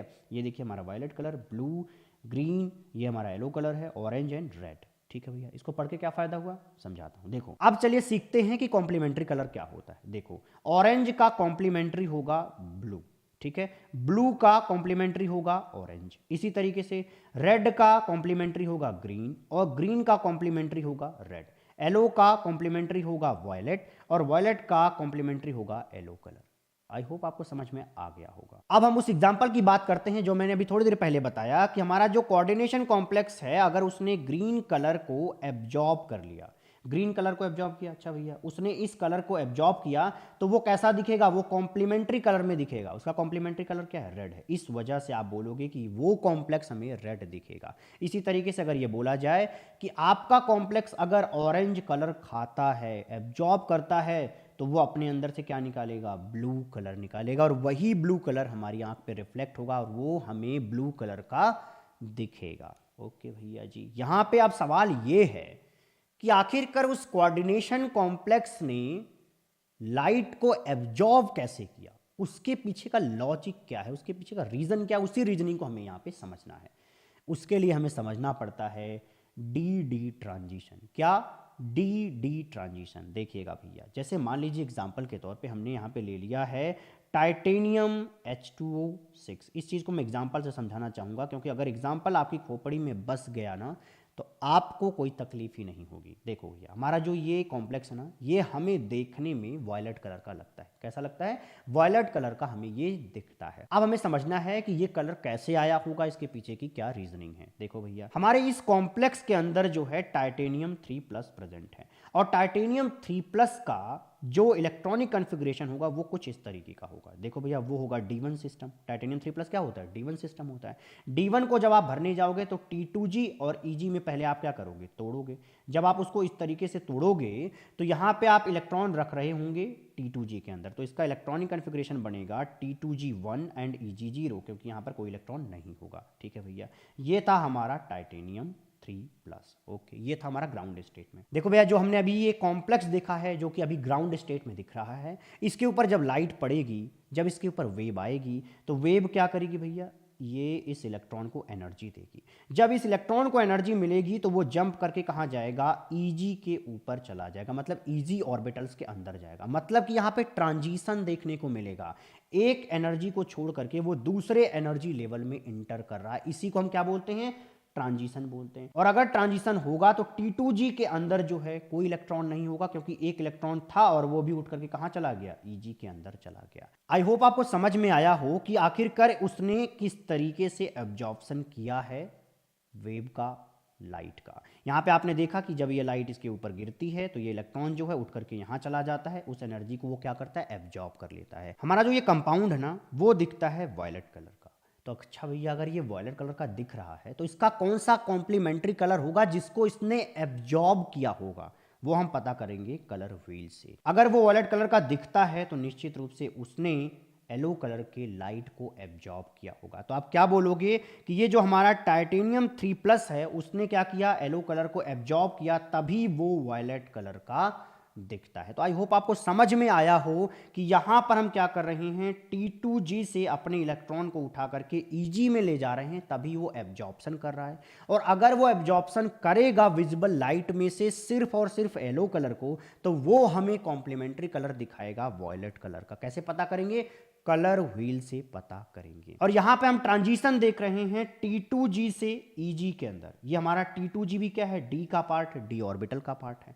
Eg भी हमारा D ऑर्बिटल का पार्ट है। तो हम क्या बोलेंगे कि यहां का ट्रांजिशन कैसा है, D से D की तरफ है, मतलब कि DD ट्रांजिशन है। अक्सर आपने ये DD ट्रांजिशन शब्द सुना होगा कि इस DD ट्रांजिशन की वजह से ही हमारे कॉम्प्लेक्सेस कलर देते हैं। आज आपको समझ में भी आ गया कि ये DD ट्रांजिशन किस तरीके से कलर दिखाते हैं। चलिए अब कुछ और एग्जाम्पल कर लेते हैं। यहां पर एक एग्जाम्पल लिखा गया है CONH3 फिर लिखा है H2O, फिर लिखा है 3+। जो ये हमारा कोऑर्डिनेशन एंटिटी है, इस कोऑर्डिनेशन एंटिटी का कलर हमें रेड दिखता है। कैसा दिखता है, रेड दिखता है। अब मैं यहां पे आपसे सवाल पूछूंगा कि अगर ये भैया मेरे रेड कलर का दिखता है तो बताओ वो किस कलर का लाइट एब्जॉर्ब करता है। शायद आपका जवाब आएगा कि वो ग्रीन कलर का करता है। कहां से जवाब दिया, इस कलर व्हील को देख करके हमने जवाब दिया। वो दिखता कैसा है, रेड कलर का। तो इस रेड कलर का कॉम्प्लीमेंट्री कौन है, ग्रीन कलर है। इस वजह से वो ग्रीन कलर की लाइट को क्या कर रहा है, एब्जॉर्ब कर रहा है। आपके दिमाग में एक जनरल सा क्वेश्चन आ सकता है कि सर आपको कैसे पता कि इसी DD ट्रांजिशन की वजह से कलर आया है। आपको कैसे पता, क्या आपने कंपाउंड के अंदर घुस के देखा है? जब मैं पढ़ता था शुरू में तो मैं पहले ऐसे सोचता था, आपने कैसे देखा ये चीज़, आपको कैसे पता? एक्चुअली क्या होता है कि जब ये सारे एक्सपेरिमेंट्स किए जाते हैं तो हमारे पास पूरा एक्सपेरिमेंटल डेटा होता है। उस डेटा को ऑब्जर्व करके हम देखते हैं। एक सिंपल सी चीज़ अभी मैं बताऊंगा, उससे आप खुद ये एनालाइज कर पाएंगे कि जो ऊपर कहानी हमने पढ़ी है वो सर्व सत्य है, वो मिथ्या नहीं है। लिखा गया है कि in absence of ligand crystal field splitting does not occur. Simple सी बात है भाई, जब मेटल के किनारे से तुम लिगेंड को ही हटा दोगे तो भैया वो वहाँ पे काहे का स्प्लिटिंग होगा, क्योंकि लिगेंड की वजह से ही मेटल के जो d ऑर्बिटल हैं वो स्प्लिट होते थे। और अगर तुमने मेटल के किनारे से लिगेंड ही हटा दिए तो क्या ये मेटल अपने d ऑर्बिटल को स्प्लिट करेगा? नहीं करेगा। वो कैसा रहेगा, डिजनरेट रहेगा। और आगे लिखा गया है hence the substance is colourless. और इसी वजह से वो सब्सटेंस कलरलेस हो जाएगा जहां से आपने लिगेंड्स को हटा दिए हैं, क्योंकि वहां पे स्प्लिटिंग खत्म हो गई है। अगर वहां पे स्प्लिटिंग खत्म हो गई तो वहां पर ये T2G और Eg का कॉन्सेप्ट खत्म हो जाएगा। यहां पे देखिएगा T2G में एक लाइन और होगी। अरे यार सिंपल सी लाइन बोली जा रही है। यहां पे कहा जा रहा है कि अगर मेटल के किनारे किनारे जो ये 6 लिगेंड हैं, अगर इन्हीं 6 लिगेंड को हटा दोगे तो वो क्या हो जाएगा, वो फ्री मेटल हो जाएगा। और अगर वो फ्री मेटल हो गया, या वो कहो कि एक सिंपल सा कॉम्प्लेक्स हो गया, तो उस सिंपल से कॉम्प्लेक्स का कोई कलर नहीं आएगा। क्योंकि कलर आता ही इस वजह से है क्योंकि उसके किनारे 6 लिगेंड आते हैं और इसी लिगेंड की वजह से मेटल के d ऑर्बिटल स्प्लिट करते हैं और स्प्लिटिंग की वजह से वहां पर T2G और Eg जैसी चीज बन पाती है। मतलब कि वहां पर DD ट्रांजिशन पॉसिबल हो पाता है। और अगर ये स्प्लिटिंग ही नहीं होगी तो मेरे भैया ट्रांजिशन नहीं होगा।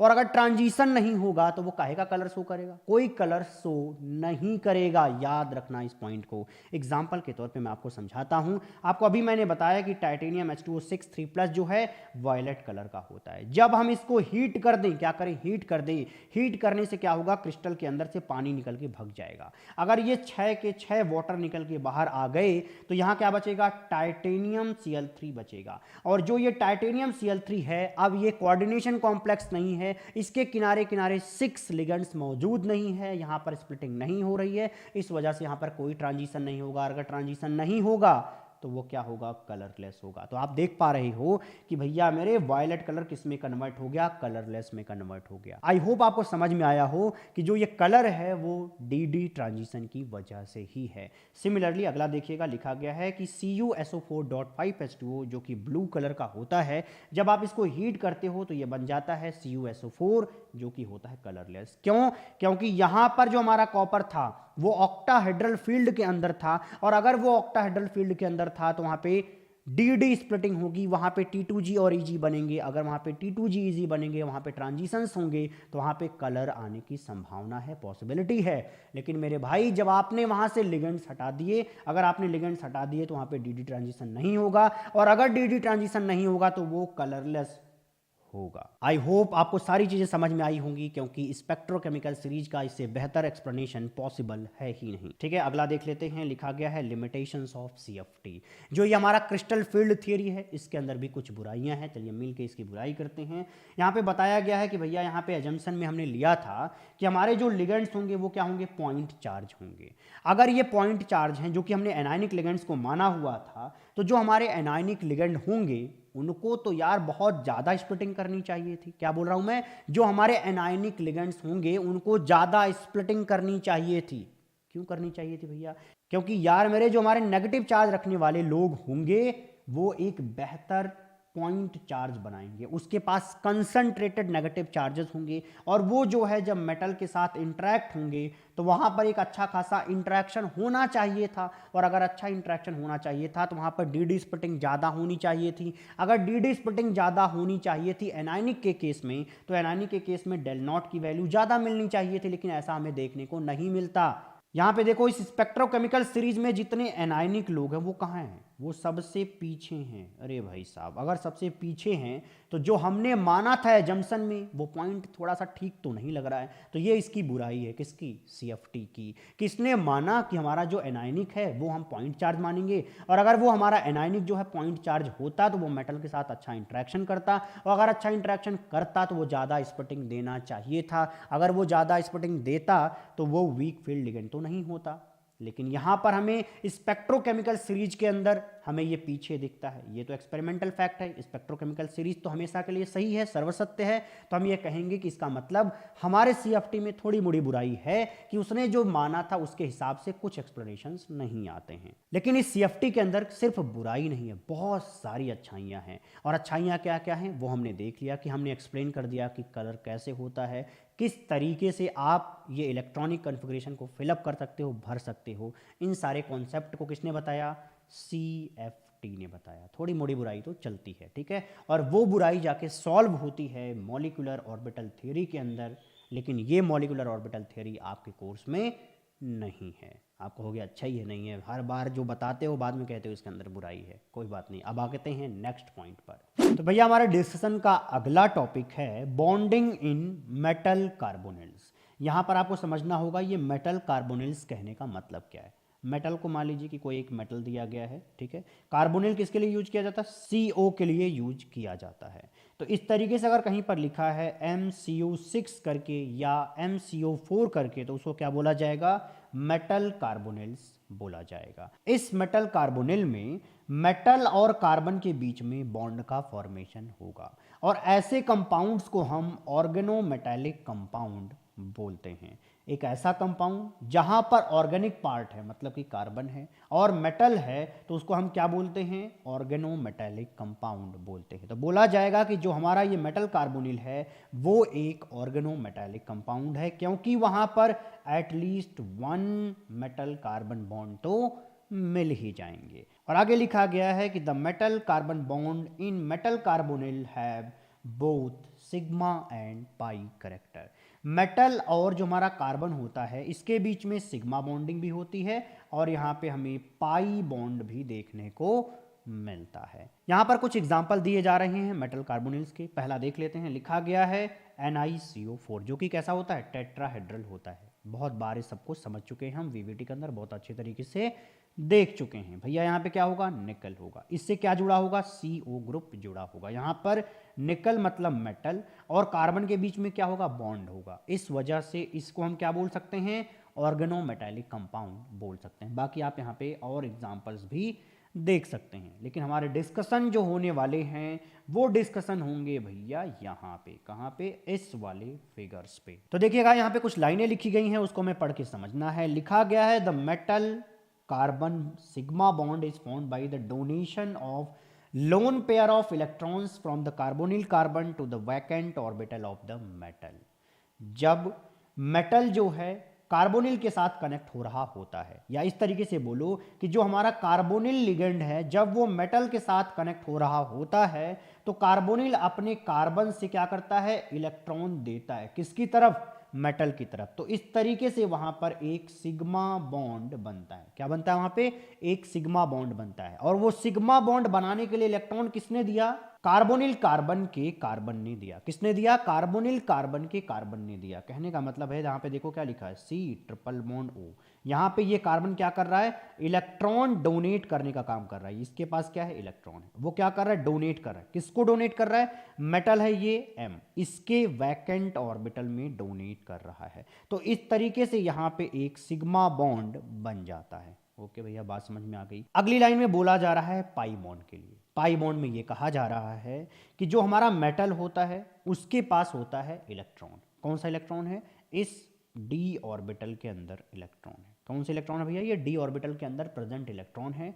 और ये जो प्रेजेंट इलेक्ट्रॉन हैं ये डोनेट होते हैं पाई बॉन्ड बनाते वक्त CO के पाई स्टार ऑर्बिटल में। किसमें, CO के पाई स्टार ऑर्बिटल में। ध्यान दीजिएगा, पाई स्टार शब्द तभी आएगा जब वहां पे पाई बॉन्ड एग्जिस्ट करता है, बनता है। तो यहाँ पे क्या होता है, C ट्रिपल बॉन्ड ऑक्सीजन लिखा जाता है, तो निश्चित रूप से यहाँ पे पाई बॉन्ड है। अगर वहां पर बॉन्डिंग ऑर्बिटल्स होंगे तो वहां पर एंटी बॉन्डिंग ऑर्बिटल्स होंगे, और यहाँ पे anti bonding orbital pi star जो है खाली होता है, किसका, CO का।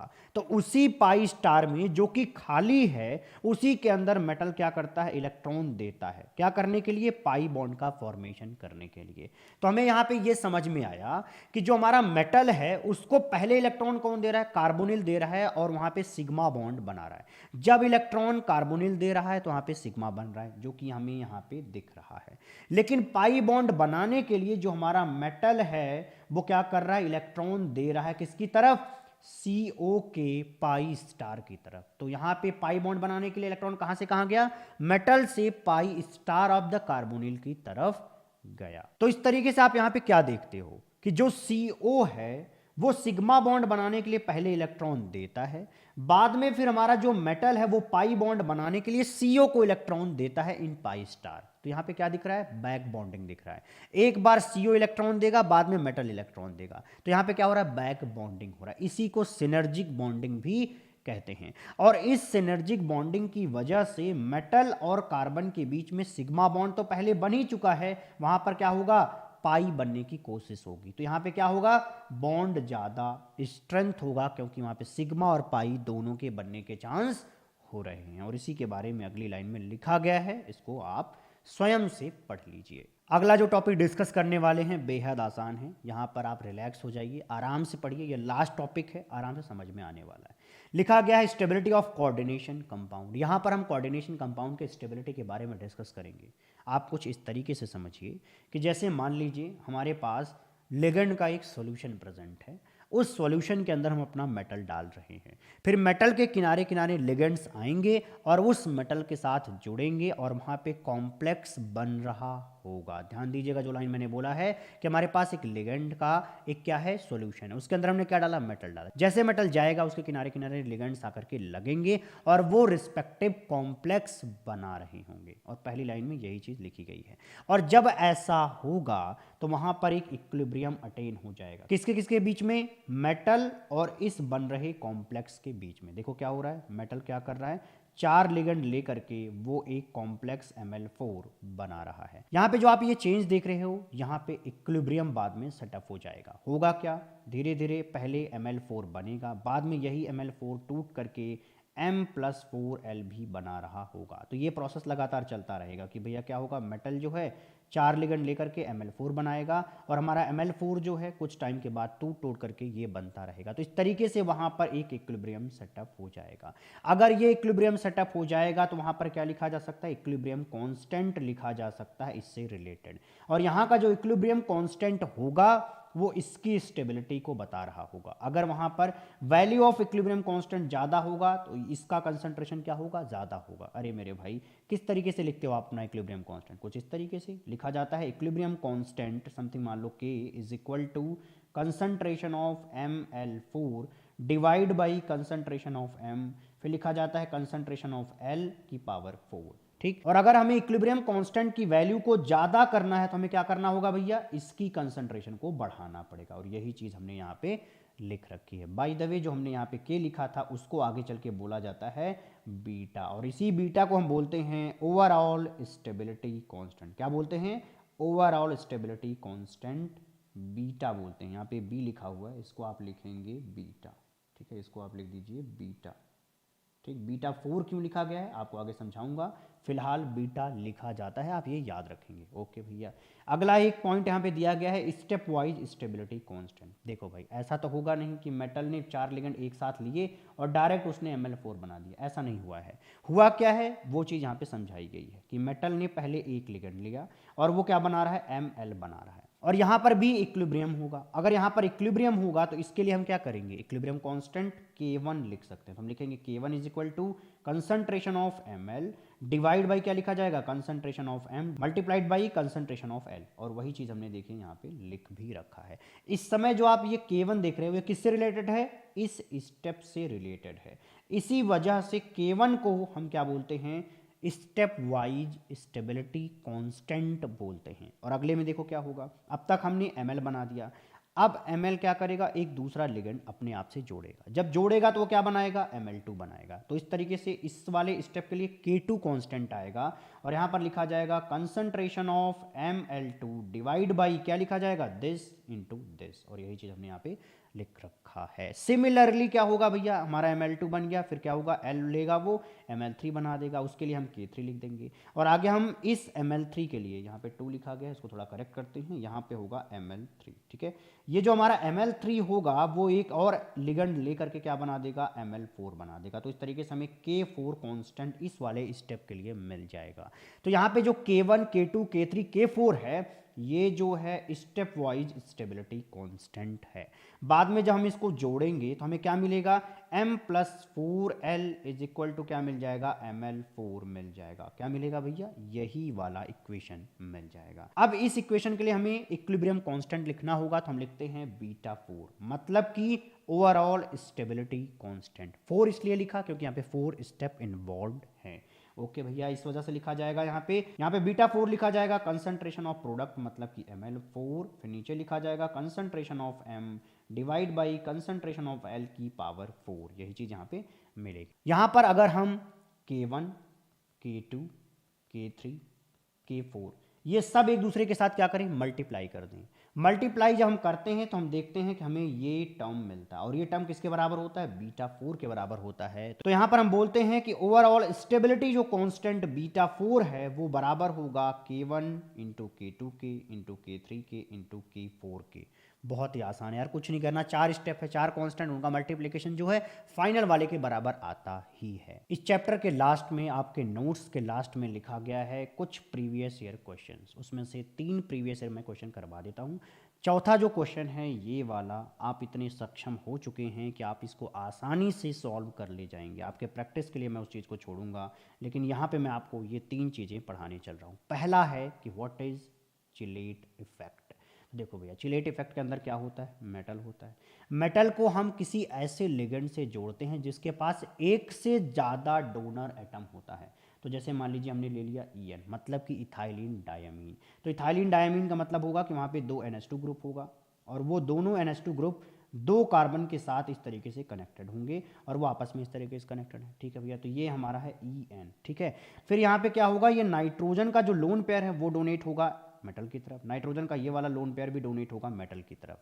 तो यहाँ पे देखो 5 मेंबर्ड रिंग बनता हुआ आपको दिखेगा। एक तो ये मेटल, फिर ये नाइट्रोजन, फिर ये कार्बन, फिर अगला एक कार्बन, फिर अगला यहाँ पे क्या, एक नाइट्रोजन, फिर से ये वाला एक बॉन्ड। तो यहाँ पे आपको 5 मेंबर्ड रिंग दिख रहा होगा। और कहीं ऐसा 5 मेंबर्ड या 6 मेंबर्ड रिंग बनता है तो वो कॉम्प्लेक्स बहुत स्टेबल हो जाता है और इसी को चिलेट इफेक्ट बोलते हैं। ये स्टेबिलिटी क्यों आती है? ये इस वजह से आती है क्योंकि अब मेटल को दो ने क्या किया हुआ, जकड़ रखा है। तो ये मेटल आसानी से फ्री नहीं है भागने के लिए। इस वजह से हम बोलते हैं कि चिलेशन की वजह से या इस चिलेट इफेक्ट की वजह से वो कॉम्प्लेक्स ज्यादा स्टेबल होंगे जिसके अंदर पॉलीडेंटेट या बाइडेंटेट लिगेंड्स प्रेजेंट होंगे। और इसी फैक्ट पर बेस्ड है हमारा सेकंड क्वेश्चन, जिसमें पूछा गया है कि इन दोनों कॉम्प्लेक्स में ज्यादा स्टेबल कॉम्प्लेक्स कौन सा है। देखो भैया, दोनों में मेटल सेम है, ठीक है भैया, दोनों पे 3+ चार्ज आएंगे। जब आप निकालोगे तो दोनों पे 3+ चार्ज आएंगे, ठीक है। अंतर कहाँ है? लिगेंड में। लिगेंड देखो यहाँ पे क्या है, फ्लोरीन, यहाँ पर क्या है, EN है। EN कहने का मतलब क्या हुआ, इथाइलिन डायमीन। वो क्या है, एक बाइडेंटेट लिगेंड है, अभी तो हमने देखा था। और जो बाइडेंटेट लिगेंड होगा वहां पे क्या होगा, ये कोबाल्ट जो है कुछ इस तरीके से 5 मेंबर्ड रिंग बना रहा होगा। क्या बना रहा होगा? एक 5 मेंबर्ड रिंग बना रहा होगा। और यहाँ पे क्योंकि 5 मेंबर्ड रिंग बन रहा है तो ये वाला ज्यादा स्टेबल होगा due to chelate effect. That's it, हो गया ये क्वेश्चन। ये आया था आपके CBSE 2019 में 1 नंबर का। अगला क्वेश्चन है कि CO is stronger complexing agent than NH3 why. पूछा ये जा रहा है कि जो आपका कार्बोनिल है वो एक अच्छा कॉम्प्लेक्सिंग एजेंट है, मतलब कि जब वो किसी मेटल के साथ जुड़ता है तो वो दिलो जान से जुड़ता है, पूरी शिद्दत से जुड़ता है। लेकिन हमारा जो NH3 है वो दिलो जान से नहीं जुड़ता, वो ज़्यादा प्यार नहीं करता अपने मेटल से जब NH3 जुड़ता है। तो ऐसा क्यों, जब आप सुनिएगा। देखो भैया, हमारा मेटल जब कार्बोनिल के साथ जुड़ता है तो वहाँ पे कार्बोनिल पहले इलेक्ट्रॉन देता है, बाद में कार्बोनिल भी क्या करता है, इलेक्ट्रॉन देता है। तो यहाँ पे क्या हुआ, लेन देन हुआ कि उसने भी प्यार दिया तो सामने से भी प्यार मिल रहा है। इस वजह से उनका रिश्ता, उनका कोऑर्डिनेशन कॉम्प्लेक्स बहुत लंबा चलेगा। तो इसको बोला जाएगा कि CO के अंदर वो क्षमता है कि वो मेटल से कॉम्प्लेक्स बना सके, जुड़ सके, प्यार कर सके। लेकिन हमारा जो NH3 है उस NH3 के अंदर सिर्फ सिग्मा बॉन्ड है। देखना क्या क्या है, यहां पर सारे सिग्मा बॉन्ड है, यहां पर और क्या प्रेजेंट है, लोन पेयर प्रेजेंट है। सामने कोई मेटल आएगा तो ये जो है मेटल को इलेक्ट्रॉन तो दे देगा। यहां पे NH3 जो है वो सिग्मा बॉन्डिंग आराम से कर रहा है मेटल के साथ, लेकिन मेटल जो अगर NH3 को इलेक्ट्रॉन देना भी चाहे तो नहीं दे सकता। क्यों? क्योंकि यहां पर नाइट्रोजन के पास कुछ भी वैकेंट नहीं है उस इलेक्ट्रॉन को एक्सेप्ट करने के लिए। मतलब कि ये क्या है, एक वन साइडेड लव है। यहाँ पे NH3 क्या कर रहा है, इलेक्ट्रॉन दे रहा है मेटल को, वो तो भैया रिसीव कर ले रहे हैं। लेकिन अगर मेटल देना भी चाहे तो अपने इलेक्ट्रॉन को NH3 की तरफ नहीं दे सकता, क्योंकि यहाँ पर जो ये नाइट्रोजन है यहाँ पे कुछ भी वैकेंट ऑर्बिटल नहीं है। तो कुल मिला के ये हुआ कि यहाँ पर पाई बॉन्ड जैसा कोई कॉन्सेप्ट नहीं आएगा। यहाँ पर सिर्फ NH3 में नाइट्रोजन जो है वो सिग्मा बॉन्ड के थ्रू जो है मेटल से कनेक्टेड होगा। यहाँ पे कभी पाई बॉन्ड बनने की पॉसिबिलिटी नहीं है। लेकिन CO में हमारा जो ये कार्बन है वो मेटल के साथ सिग्मा भी बनाता है और मेटल बाद में इलेक्ट्रॉन देता है, तो इस तरीके से यहाँ पे पाई भी बन जाता है। तो इस तरीके से हमारा मेटल और कार्बोनिल एक दूसरे के साथ बहुत अच्छे तरीके से जुड़ते हैं, क्योंकि यहाँ पे क्या हो रहा है, 2 साइड का लव चल रहा है। यहाँ पे क्या हो रहा है, NH3 में 1 साइडेड लव है, क्योंकि एक ही लोग इलेक्ट्रॉन देने का काम कर रहे हैं। ये जो मैंने लव वाली कहानी सुनाई ये तो आप पेपर में लिखोगे नहीं। क्या लिखोगे, there exist a back bonding in CO complexes in which CO accept electron density from the filled orbitals of the metal into their pi star orbital। इस सब के बारे में पहले बता रखा है। So there are sigma as well as pi interaction with the metal in case of CO। CO के केस में सिग्मा और पाई दोनों है, लेकिन NH3 के केस में सिर्फ सिग्मा बॉन्ड बन सकता है मेटल के साथ। इस वजह से लिखा जाएगा कि CO is a stronger complexing agent than the NH3। Simple सी बात याद रखना मेरे भाई, जितने लोग सिग्मा सिर्फ बनाते हैं वो 1 साइडेड लव करते हैं, लेकिन जो सिग्मा और पाई दोनों बना सकते हैं वहाँ पे दोहरा प्यार चल रहा है, दोनों तरफ से आ रहा है। इस वजह से वो बहुत अच्छे तरीके से चलता रहेगा, कॉम्प्लेक्स स्टेबल रहेगा। ये वीडियो करते हैं यहीं पे समाप्त। मिलते हैं आपको अगली वीडियो में, जिसके अंदर मैं आपको बायो मॉलिक्यूल्स पढ़ाने वाला हूं। तो चलिए तब तक के लिए खुश रहिए, प्रसन्न रहिए।